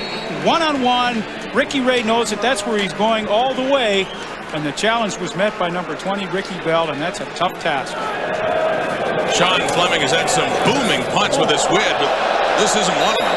Much shorter and out of bounds. The Bombers will have much better field position. They have the football when we come back on Wendy CFL Live. All the news, scores, highlights, everything you need coming up on SportsCenter following our doubleheader, the CFL. Tonight, 11 Eastern, 8 Pacific with Darren Detition and Blake Price, and highlights, I'm sure, of this ball game and the one you're about to see from Calgary as well. All coming up on TSN tonight. Happy Canada Day. Rod Smith, Lee Pedersen here in Winnipeg. The Bombers trailing by 6. Edmonton with the lead. Winnipeg football up at their 45. Handing off. Charles Roberts. Boy, he's able to find his hole, and he gets a little bit of help from an opponent as he's driven up a little bit further. Good carry for about 10 yards. It'll be close to a first down. Well, again, it's just the elusiveness of Roberts. Watch Sheridan. The hole's supposed to be there, but Roberts just sees it straight up here, and the slasher that he is, watch the cutback right there. There's the hole. He's got 7 at this point. An Edmonton player hits him from behind, and he's almost got the first down, but Winnipeg is doing everything right here in the third quarter into the win. Kahari Jones keeps it in second and short and will easily have the first down across midfield. Past the midway point of this third quarter, and Winnipeg looking forward to that win. Dave Ritchie talked about it before, having it in the fourth quarter. Yeah, and he simply said we've got to do the job in the third quarter to get to the fourth, and they've only given up 4 points in this third quarter, 12-6, Edmonton leading, but they've got the ball, a little over 5 minutes remaining, and they're working it on the ground, which is great. It eats up the clock, and boy, it gives it's good for those offensive linemen. Again, I said it in the first half, when they get the fire out, that's when they have some fun. Inside midfield, throwing, Chad Plummer. And he's taken down by Darryl Crutchfield, who's shy of a first down, but close to about the 45-46 of Winnipeg. And a good high percentage play on first down into the wind. You run about a 7-yard hook, and boy, if Crutchfield doesn't make the tackle, Chad Plummer's got a lot of distance to go to. Only his second catch of the game. I thought he'd be more involved, but there have been some mix-ups between Plummer and his quarterback, Kahari Jones.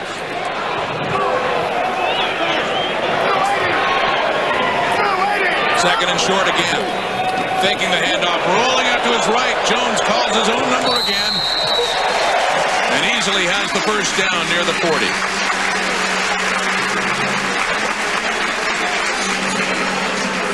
A great fake by Kahari Jones, and Rashad Genty that's in the game right here. Watch how he crashes down, and then Kahari's got all the time to come to the outside, but that's the key. If you don't stay at home, whoa! Gentry knows right there that he's been had. He's got the roller skates on, but there's nothing he can do. Once again, eating up the clock. Now 4 minutes remaining, and this is pretty good for Winnipeg here in the third quarter. This has been a quick quarter. This third quarter has. Passing now. Wanted Roberts by the looks of things, but it was knocked away. It's the third time that's happened to Jones today. I think Abdullah blocked it, and I think Kahari Jones caught it and completed it to himself. But again, you're right. A lot of... There's Abdullah. He's big number 90. Got his mid up again. I believe that's his second tip of the day. Here's Abdullah right up here, and he won't get in, but he goes up high in the air, and I do believe Kahari Jones catches it himself. You see the right hand come up right here. Well, that's a completion, right? At least that's good for the numbers. Except it's a completion for a loss of 8. Okay, it's bad for those numbers. But it is a completion. Looking for Chad Plummer. No chance for completion there. Crutchfield on him, and that one is overthrown. I don't know what Chad Plummer, I mean, I'm sure he's a great receiver and he tries hard and all that kind of stuff, but today it just seems like he hasn't quite been there, because again, he's got good speed, and it just seemed like he was going half speed. And you know, that's the kind of play where, you know, 2nd and 18, you just want to let it rip and hope your receiver comes up with the key play. But I don't know, either he's a little sore today, or I'm not sure he's just totally with it. Westwood to punt, much better position. Beautiful punt again, keeping it low and driving against a pretty strong wind. And this time, not much doing for Winston October, who's buried inside for Winnipeg 20. Mike Pringle, as mentioned earlier, is over 14,000 yards, only the second ever to do that. George Reed, the all-time leader, the other. 2,065 rushing yards in one season. Of course, a single-season record. All the 100-yard games, many of them with Montreal, of course, and with Baltimore before that. And what that translates into 2 MVP awards for him. And you know what I like? He's averaged 5.7 a carry throughout his whole career, and that's phenomenal in this league. Eskimos airing it out for Ed Herbig. Incomplete. Ricky Bell was on him. Ricky Bell with the coverage all Well, Herbie's a world-class sprinter, but sometimes when you throw the ball that far downfield, the wind really plays some tricks on it. The wind's going just a little bit to Ricky Ray's left, and he had pressure, but he stepped up and threw a pretty good spiral downfield. But the wind, I think, just blew it away. When Herbie's going to the post, it blew it to the outside.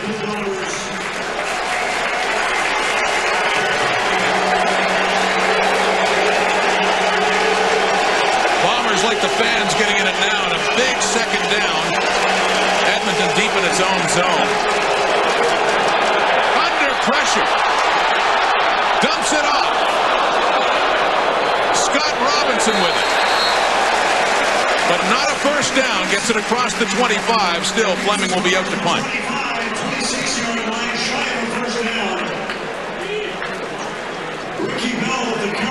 Well, terrific pressure up front by Winnipeg. Ricky Ray's got 4 receivers, and he just doesn't simply have time to pick one out. Doug Brown, 97, got in there so quickly, but Ricky Ray, still with his scrambling ability, is able to get something out of it with the completion to Scott Robinson. Nevertheless, the Edmonton Eskimos will have to punt and give the ball back to Winnipeg, which has been very proficient here on offense in the third quarter. Sean Fleming tried to kick it shorter to avoid the end zone his last punt. As a result, it only went 8 yards. This one much better for Marvin Coleman in his 35. Picks up a block and slices his way across the 40 to about the 43. All the talk in Calgary. Kevin Federick getting the start at quarterback for the Stampeders. Of course, the owner's son, and that's a distinction he's probably tired of hearing, but he does get his start instead of Marcus Crandall, who was injured last week. That game is coming up. The second half of our doubleheader with John Wells and Glenn Suter, right after we're done here in Winnipeg on Wendy's CFL Live. Well, Rod, you made a great point when we were talking about this afternoon. Kevin Federick was signed before his father bought the football team. So, I mean, that people should know that. This isn't Daddy saying, let my kid play. He's got the... Well, maybe it is. I don't know. Well, Crandall is... It's his team. You know, and a flag down with Plummer in the receiving end. Flag down on that play. But Federick was brought into the club.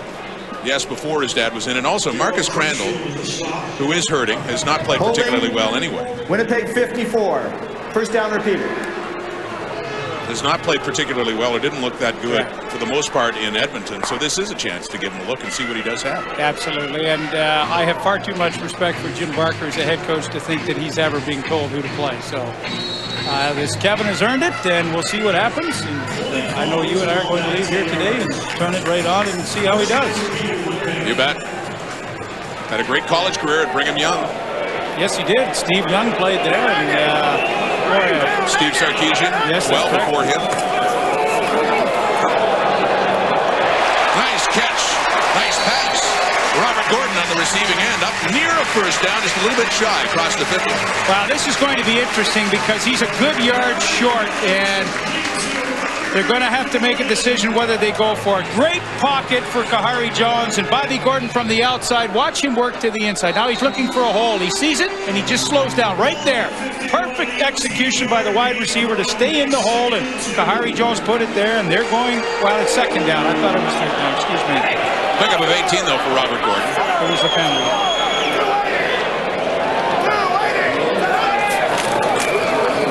Charles Roberts. A little bit closer, but still looks to be just shy, maybe a foot or 2 feet. So now comes your third down and short. Although I think they're close enough not to worry about that, especially in midfield.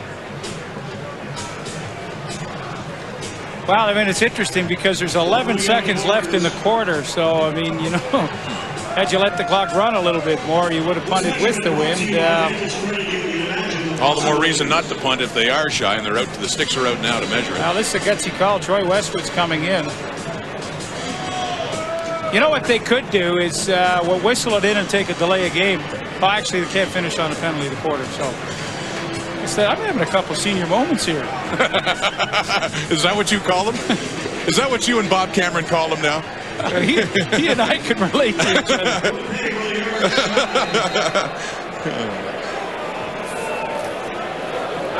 So interesting decision on that 3rd and short. They do punt into the wind.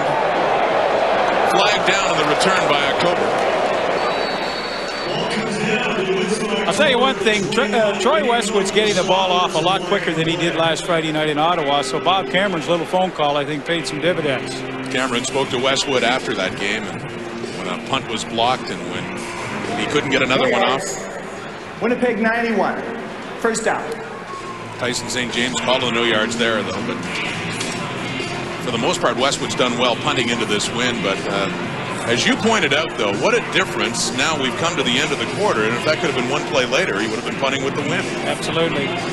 But I mean, there's going to be one more play to end this quarter, but I mean, if you'd asked Dave Ritchie at the half here, would he be happy to give up 4 points, Edmonton with the win? They'd say without question. Give him 4, let's go to the 4th quarter right now. Still within a converted touchdown of taking the lead. Down 12-6, heading to the 4th quarter. Last play of the 3rd. Edmonton football. Handing off to Pringle on the right side. He can still pull his way. Maurice Kelly has to come in and finish the job, and he's taken down after an 8-yard gain as we have hit quarter time. Still no touchdowns in this game. But Edmonton, another field goal by Fleming, and a 12-6 lead as we head back to Dave Randorf in the studio. Dave Ritchie's been missing a couple of key players, not the least of which is his big fullback, Mike Sellers, who's standing by with Greg Muskell now. Greg? Rod, Mike, I know you'd like to be out there. You look at the situation right now, just 6 points for a team that has so many weapons. Are you surprised with that? Yeah, I mean, wind does have a lot to do with it. You know, it makes it a lot harder to throw the ball.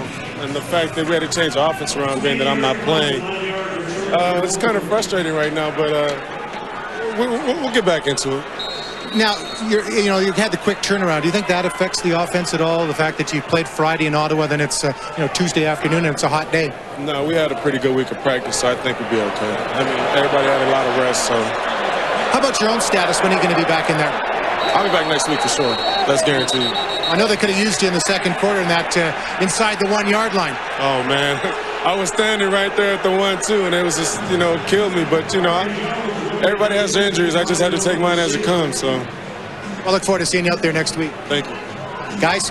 Thank you, Greg. That was the best chance that we had for a touchdown today, and that goal line situation on actually a 2nd and goal, and Wade Miller couldn't get in. They ended up kicking the field goal on that. But yeah, they've been missing in today. Oh, they sure have. I mean, it does change your offense around. All of a sudden, Miller's not going to be a huge offensive threat, but Sellers can be with his receiving ability, and of course, when he gets to carry the football. We get a nice break too. They don't play again until July the 10th, so a week and a half off for Sellers to rest up. Raheem Abdullah got the sack on Jones, and that last play is 3rd. But they complete.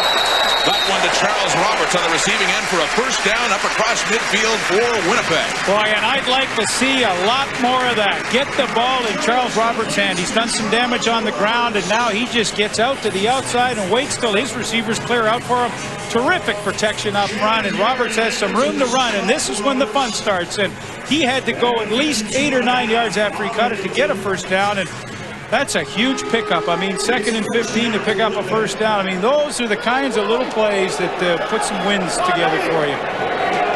A 6-point Eskimo lead, but Winnipeg has the ball and the wind of this 4th quarter. And that one with a flag coming out and the coverage on Robert Gordon, who's applauding the call. Well, Darryl Crutchfield, the corner, and Donnie Brady, the inside halfback, run a switch. They run a switch, and somebody banged into one of the receivers. Top right there. There's a collision there on the inside receiver. I believe it was Marcus Howell. No, Bobby Illegal Gordon. Contact on receiver. Edmonton number 10. First down. So they call it on Malcolm Frank. And the end result is the sticks move.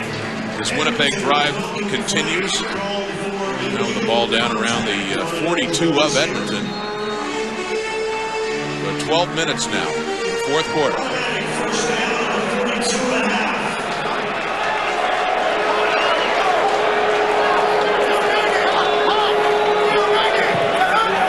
Kahari Jones out of the shotgun.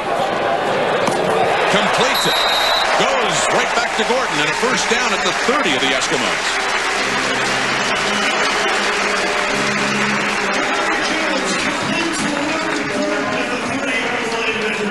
Well, trips into the boundary is pretty interesting. There's the wide side, only 2 receivers. Now you come back weak side, you got Stiegel and Bobby Gordon and Charles Roberts to the outside. That's a lot of firepower back to the short side of the field, and they just back off and totally leave Gordon wide open on the sidelines.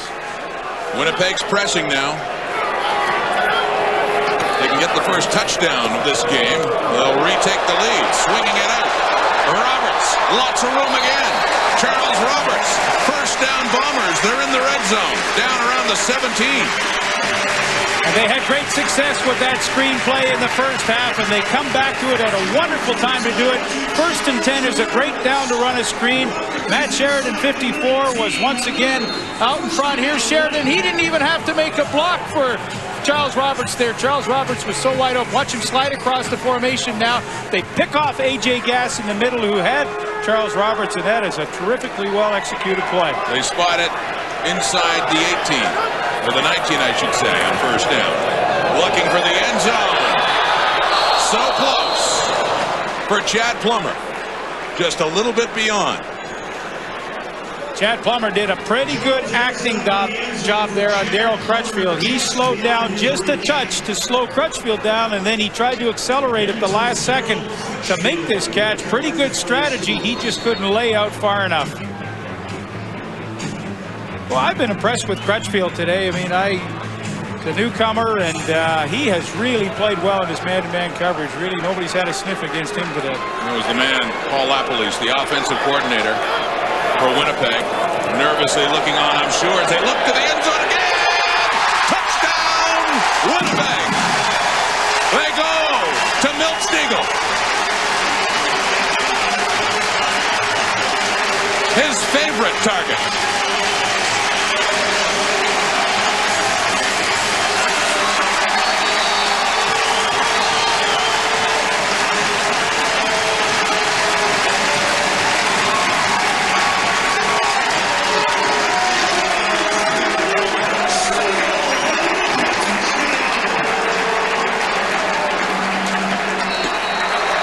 Finally, a touchdown. And with it, and that convert, Winnipeg has regained the lead. The Bombers leading Edmonton 13-12. Just over 10 minutes to go here in the 4th quarter. Milt Stiegel, 19-yard touchdown reception. And it's given Winnipeg the lead again. 3 catches, 55 yards. He's got the touchdown. The first touchdown of this ball game couldn't come at a more opportune time for Winnipeg. Now kicking off with that win to the 4th quarter and a 1-point lead. Deep hit by Westwood. Well, they add a point. Winston October wants no part of a return. Wisely so. Give the Bombers another. Well, let's go back and take a look at Milt Stiegel's terrific effort and formations. Watch Wade Miller here. Boost comes to the inside. He picks him up. You do the little things right, good things happen. They get great protection for Kahari Jones, and Milt Stiegel gets position on the rookie, Rob Grant, and that's a touchdown. We'll have one more look at it, and I'll show you why Kahari Jones went into that area, because here's the safety. There he is in the middle. The safety goes this way to trips. There's the area. Look at that. Isn't that pretty? Quarterback sees it. Receiver runs the right route, and you get a big touchdown. Milt Stiegel had 2 touchdowns last week in the first half against Ottawa. This one is looming large as Pringle takes the ball, and they string him out and push him out. Wow, look at this. The crowd's really into this. They kind of like it when a plan comes together. Hold them in the 3rd quarter. Now you've got the wind at your back. And Milt Stiegel, I mean, I don't know. Rob Grant, he didn't have any help in the middle, and he really gambled big time. And the rookie got burnt by one of the best that's ever played slot in this league. And you know what? You can't see it, but he was sitting beside Whitaker, so somebody will still sit with Whitaker. The last 2 MVPs hook up for that touchdown. Milt Stiegel last year, Kahari Jones the year before. Pringle coughs it up. Kevin Lesrud falls on it. Still Edmonton ball. But clearly, momentum has shifted here at Canada Stadium. And it's 3rd down. Well, again, momentum shifted. The crowd is truly into it. It's the home opener. It's Canada Day. There's a lot of things at stake. Bragging rights in the West. And what a hit by Milo Lewis here to knock the ball loose for Pringle. He wouldn't have had the first down regardless. And all of a sudden, the red-hot Winnipeg offense is going to get the ball back. And Tom Higgins knows that the third quarter could very well be his nemesis in this game. Although, don't forget, in the first quarter, Edmonton did a terrific job into the wind on offense. They really did, and they need to again, only this time they are behind. And field goals are a whole lot tougher the way they're going now. Pretty good punt by Fleming. Hangs up. Taken down. Deonce Whitaker is back returning punts for Winnipeg and gets up to the 40 on that return. Bombers leading it 14-12, under 9 minutes left in Wendy's CFL Live. Last time they had the ball, the Bombers drove for a touchdown. Looking to do it again. This pass is incomplete. He's right back looking for Milt Stegall, who had that touchdown for Winnipeg. Askari Jones points to himself. My bad. Well, this touchdown reception is worth one more look. Kahari Jones with the trips to the wide side of the field, and he gets what he wants backside on the short side. That's where Milt Stegall is his best, when he's to the short side of the field. A good pattern and a great throw, and first touchdown of the afternoon, and Winnipeg first time that they've been in the lead today. Chasing an ex-Eskimo great Brian Kelly, who is next on that list. All-time in touchdown receptions. Robert Gordon on the near sideline, right at the, wants to see where that placement is, looking for that first down. He's very close as he discusses the spot. And that is a terrific pattern run by a very well-disciplined receiver. Watch Bobby Gordon at the end of this. He is coming back to the quarterback. Any separation he had from Malcolm Frank, and there wasn't much, he kept by coming back towards the sidelines. He wouldn't allow Frank to get in there and make the play. And that is a perfect out pattern by Bobby Gordon. He knows how to, well, he really knows how to run those. Concerned about where they'd spot the ball, and now the sticks cross the field. They have a measurement here coming. Very close, obviously. 8:04 in the clock here in the fourth quarter. They come up a little bit short. I'm sure at this stage Dave Ritchie will probably go for it. But although Gordon came up a little bit short, some people say, well, he should have gone farther. He sure did one thing right. He came back to the quarterback, and any young receiver watching, that's what you've got to do. You worked so hard to get separation. Don't give it up. Third down and just a few inches shy. Here's where they missed Mike Sellers. Without their huge 280-pound fullback for these short yardage situations. Probably a keeper for Kahari. We'll see. They got somebody right on the nose.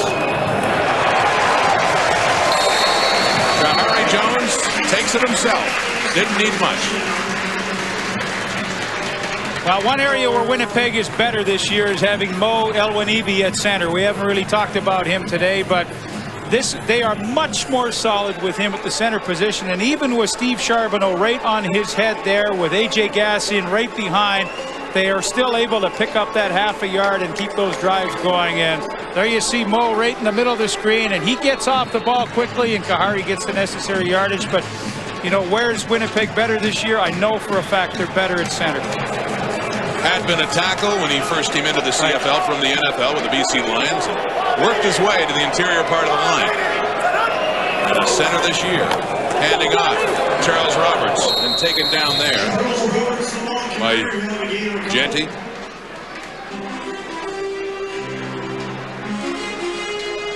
Well, this group, I think, has had a pretty good afternoon. The offensive line for the Winnipeg Blue Bombers. You've got Dave Mudge, the tackle, Dan Getfie, the tackle, Matt Sherrod, Eric Wilson, the guards, and, of course, Mo Elwanibi, who we just talked about at center. And, you know, when they've had to, I mean, running is not the focal point of this offense, but when they've had to today, they've done a pretty nice job. And those two screens that they've thrown were picture perfect. Opened some beautiful holes, as you pointed out, for Charles Roberts.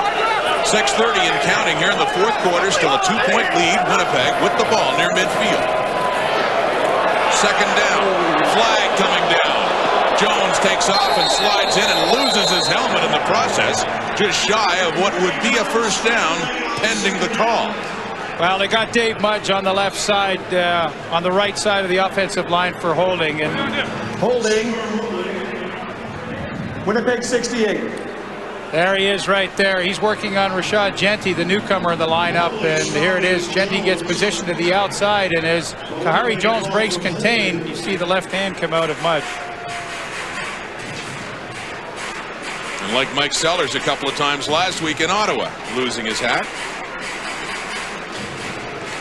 Well, those are tough penalties. 6:18 to go. You've got a 2-point lead. You're driving with the wind, and well, all of a sudden now second in a bunch. And I mean, there's not a lot of plays in the playbook for 2nd and 18 against the tough Edmonton defense.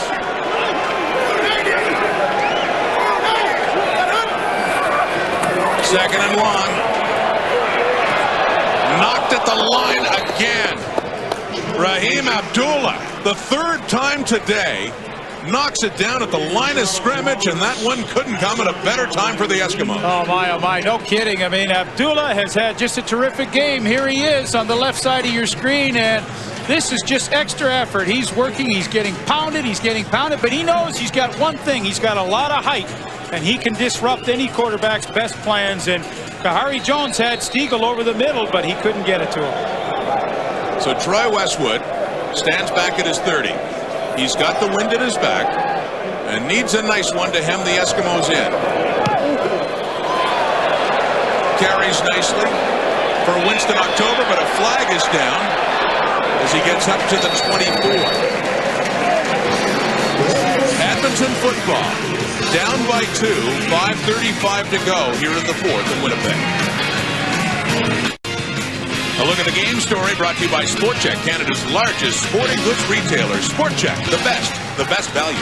Well, a couple of significant things here. I mean, the only touchdown of the game is Kahari Jones is right there. And I think another significant thing right here, only 11 carries for Pringle. And I know it's a bit of a dilemma with their offense. What do you do? Throw or run? But that's just not enough in their scheme of things. Because of a penalty against Edmonton, Winnipeg gets to move up and kick it again. Yes, it pays off. Troy Westwood with a beauty to take the Eskimos inside their 5. Rolls out of bounds. No chance for Winston October to do anything with that. 50-yard punted on a day when the Bombers honored Bob Cameron after 23 years. Westwood has been doing a very good job in the punting department, especially after the debacle in Ottawa a few days earlier. 50 yards, net of 50, no return. You know what Bob Cameron told me yesterday? He said, Leaf, Troy Westwood's going to be a great punter. He just needs some mileage out there. He said he will be no worse than 3rd in the league. He said maybe Duncan O'Mahony in Calgary and Noel Prefontaine, who's returned to Toronto, might have a better average, but Westwood at worst will be 3rd in the league in punting, and I believe it. The Eskimos have to start on their 4-yard line. Barely 5 minutes to go. They're down by 2. Jason Tucker on the receiving end and tackled immediately by Dave Donaldson. A nice tackle by him. And consider this, because of the wind, Leaf, a 40-yard field goal would be remarkable, and this is what the Eskimos have to start thinking about. And we saw, I mean, this wind has not let up either, and we saw Sean Fleming in the warm-up. Keep in mind that about 38 yards was a challenge. I mean, he could make it, but it was a challenge. But before they can even think of getting to that point, they've got to drive a long way. And it's 2nd and long now. Eskimos. The crowd's into it. Ricky Ray standing in his end zone. Airing it out. Hangs up, and it looked like it was caught by Ed Hervey. A flag comes out, though, and the coverage by Ricky Bell. Wouldn't this be a big play for Edmonton?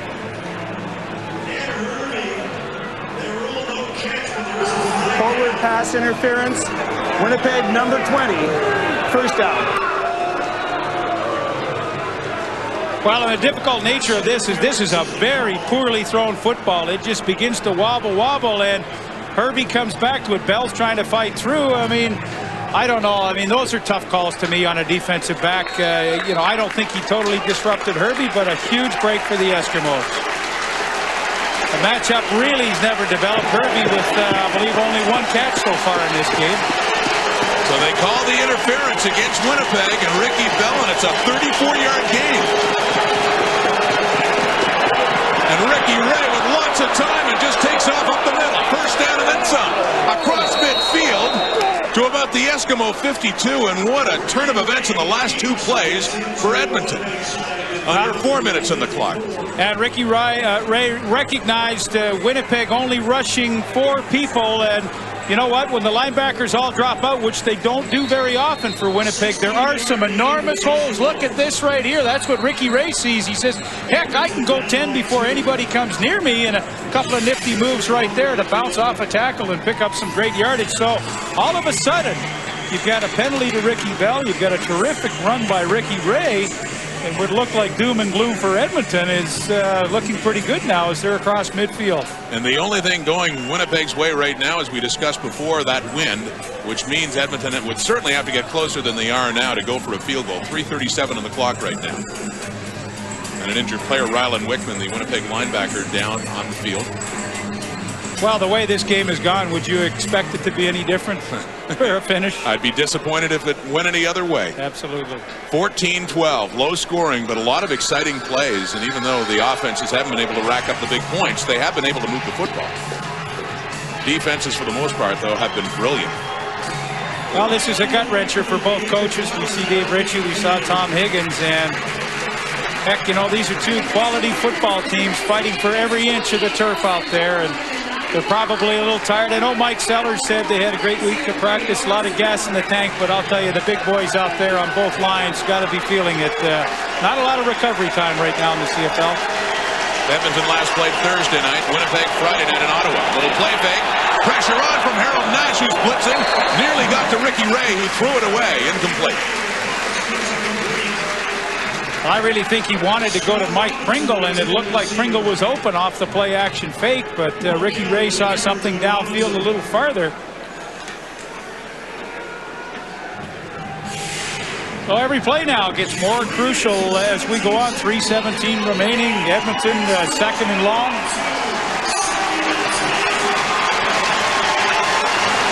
.310 and counting.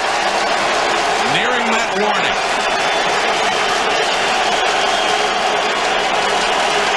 Not close enough for a field goal yet. Into coverage. Terry Vaughn wanted a call and doesn't get one. Vaughn thought there should have been a penalty. Well, and Dave Donaldson's made a couple of key plays in this fourth quarter. He doesn't get a lot of playing time. It just shows you the depth on this Winnipeg team. When he's their seventh defensive back, he's in the game right now, covering Terry Vaughn rather man to man. And boy, he was right on his hip the whole way. 2:57 on the clock. The 3-minute warning. Can Edmonton get close enough to take the lead again? They're down by 2. Hey, don't forget to vote for the Rogers AT&T Wireless Player of the Game. To vote via the internet, go to the CFL.ca. To vote using text messaging on your cellular phone, type GO CFL, and you enter the initial of the team and your player's jersey number. Rogers AT&T Wireless. Imagine getting more from your phone. Any suggestions, Mr. Pedersen?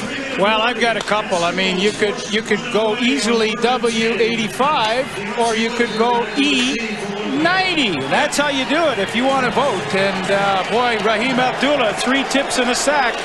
Who could argue against him? Milt Stegall has the only touchdown, but defense has ruled in this game, and it'd be hard to argue Raheem Abdullah knocking 3 down.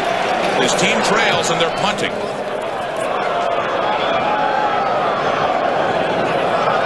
Taken at the 20. Deion Whitaker looking to make amends for a mistake earlier in this game that led to a safety. And his return takes him up to the 35.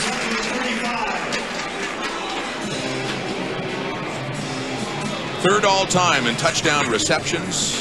The leader in Bomber history in receiving yardage, and 3 catches, 55 yards. Most importantly, that one for the touchdown that put Winnipeg on top in this game.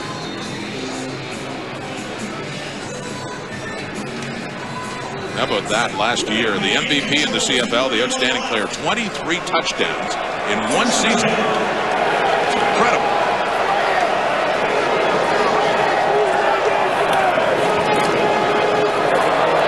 Charles Roberts on the ground, up over the 40. Winnipeg would just love to grind it out now, push them back, use the wind to their advantage, and force Edmonton, if they get the ball back, to go a long distance and be against that wind for a field goal, try to win it. And they're just in the tees area right now, 2nd and 4. A nice cutback by Roberts there. And what do? Pass or run right here, 2:20. You do not want to give the football back to Tom Higgins' offense.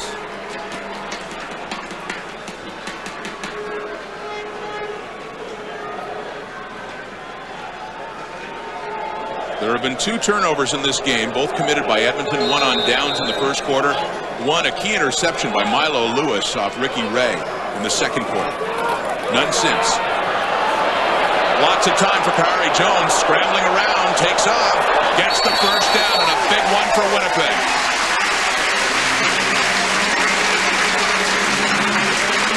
Coming up after this game, very shortly, off to John Wells and Glenn Suter at McMahon Stadium in Calgary.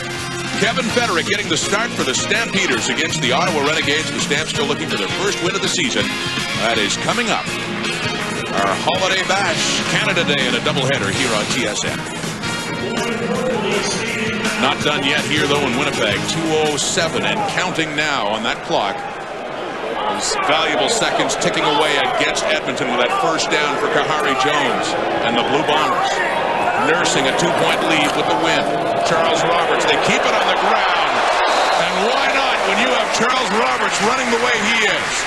Good gain on first down for about 8 yards. I'll give a lot of credit to Dave Mudge and especially Eric Wilson, the right guard. They just did a super job moving. Here they are, and my, oh my, Eric Wilson, Dave Mudge. Here's Wilson here. Here's Mudge. Watch the flow here. This allows Roberts to cut back up in here. All you want is push when you got a back like Roberts. He will find the hole, get a neutral zone there, get the push so there's no penetration, and he can make some yards, and he gets 9. So 2nd and 1. And this time, Edmonton's defensive front rises up. How big is that?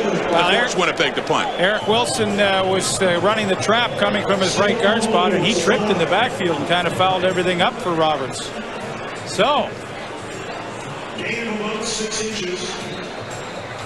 I mean, what do you do if you're Dave Ritchie? This is pretty gutsy. 1:29 remaining. I definitely looks short by half a yard. Well, the last time in this situation he punted.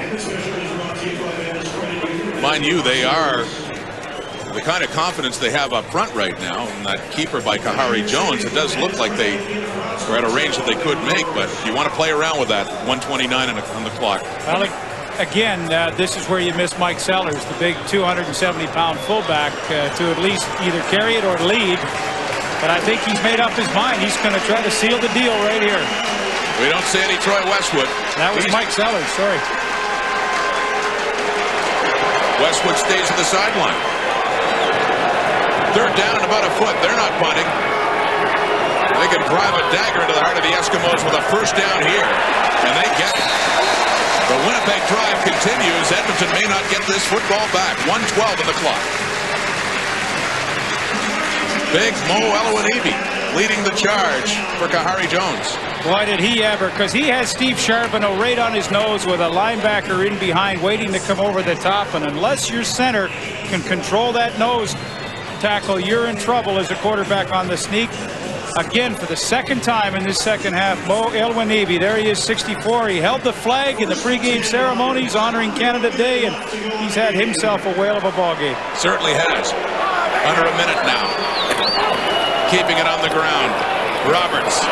He finds some room. He gets good blocking, and he finds his way through. And another good gain inside the Edmonton 50 on that play. They've had great success running the trap with both guards today and then letting Charles Roberts just pick his hole. If it's not there on the trap block, he cuts back against the grain, which he's so good at. And much like what Mike Pringle's been able to do throughout his career in the fourth quarter, really seal the fate for opposing defenses, Charles Roberts has done it for his team today, and obviously nobody could be happier than the offensive coordinator, Paul LaPolice.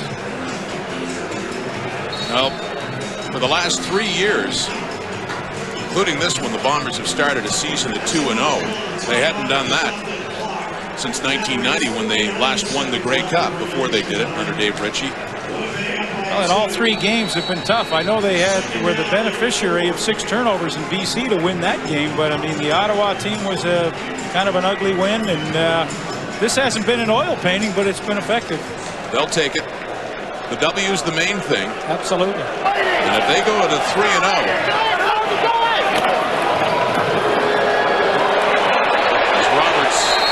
Takes it there and is hauled down.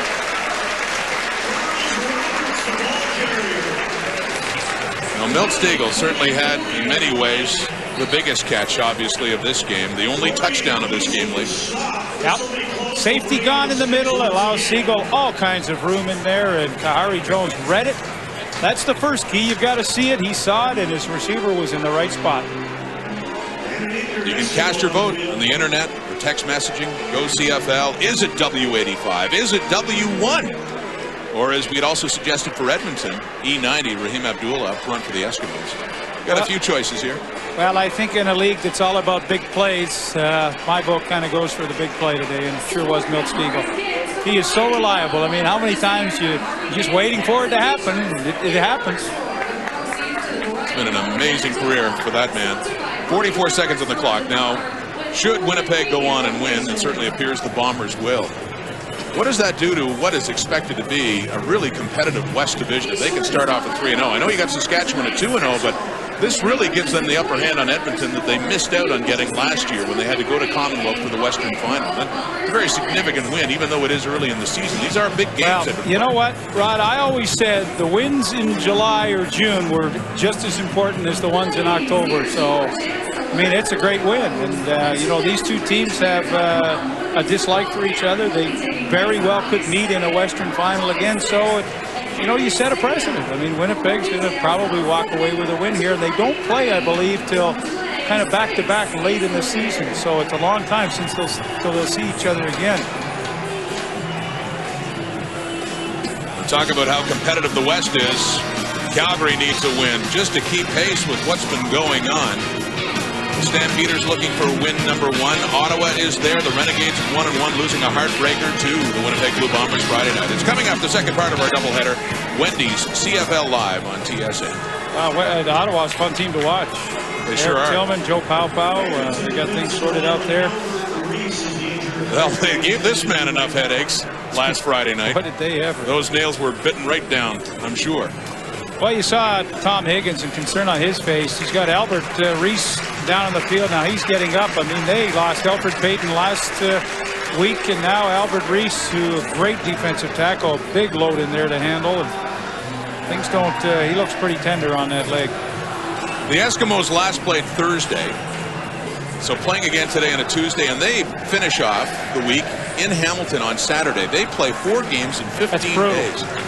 Now, when you played in the CFL, it was also a 9-team league, although a 16-game schedule, which makes a difference, I suppose, as well, as you try to squeeze things in. Do you ever remember a schedule when you played being that tough? I don't remember a schedule being that tough. The toughest thing we did was we would go east, and we would play 2 games in the east. Over what span? We could play a Wednesday, Saturday, something that close, but it was only 2, as I recall. It's not 4 in this space. I mean, that's tough on the players. It truly is. They've been working hard for this one. In another short yardage situation on 3rd down. Winnipeg keeps the drive going, and will snuff out any chance Edmonton has of winning this ball game.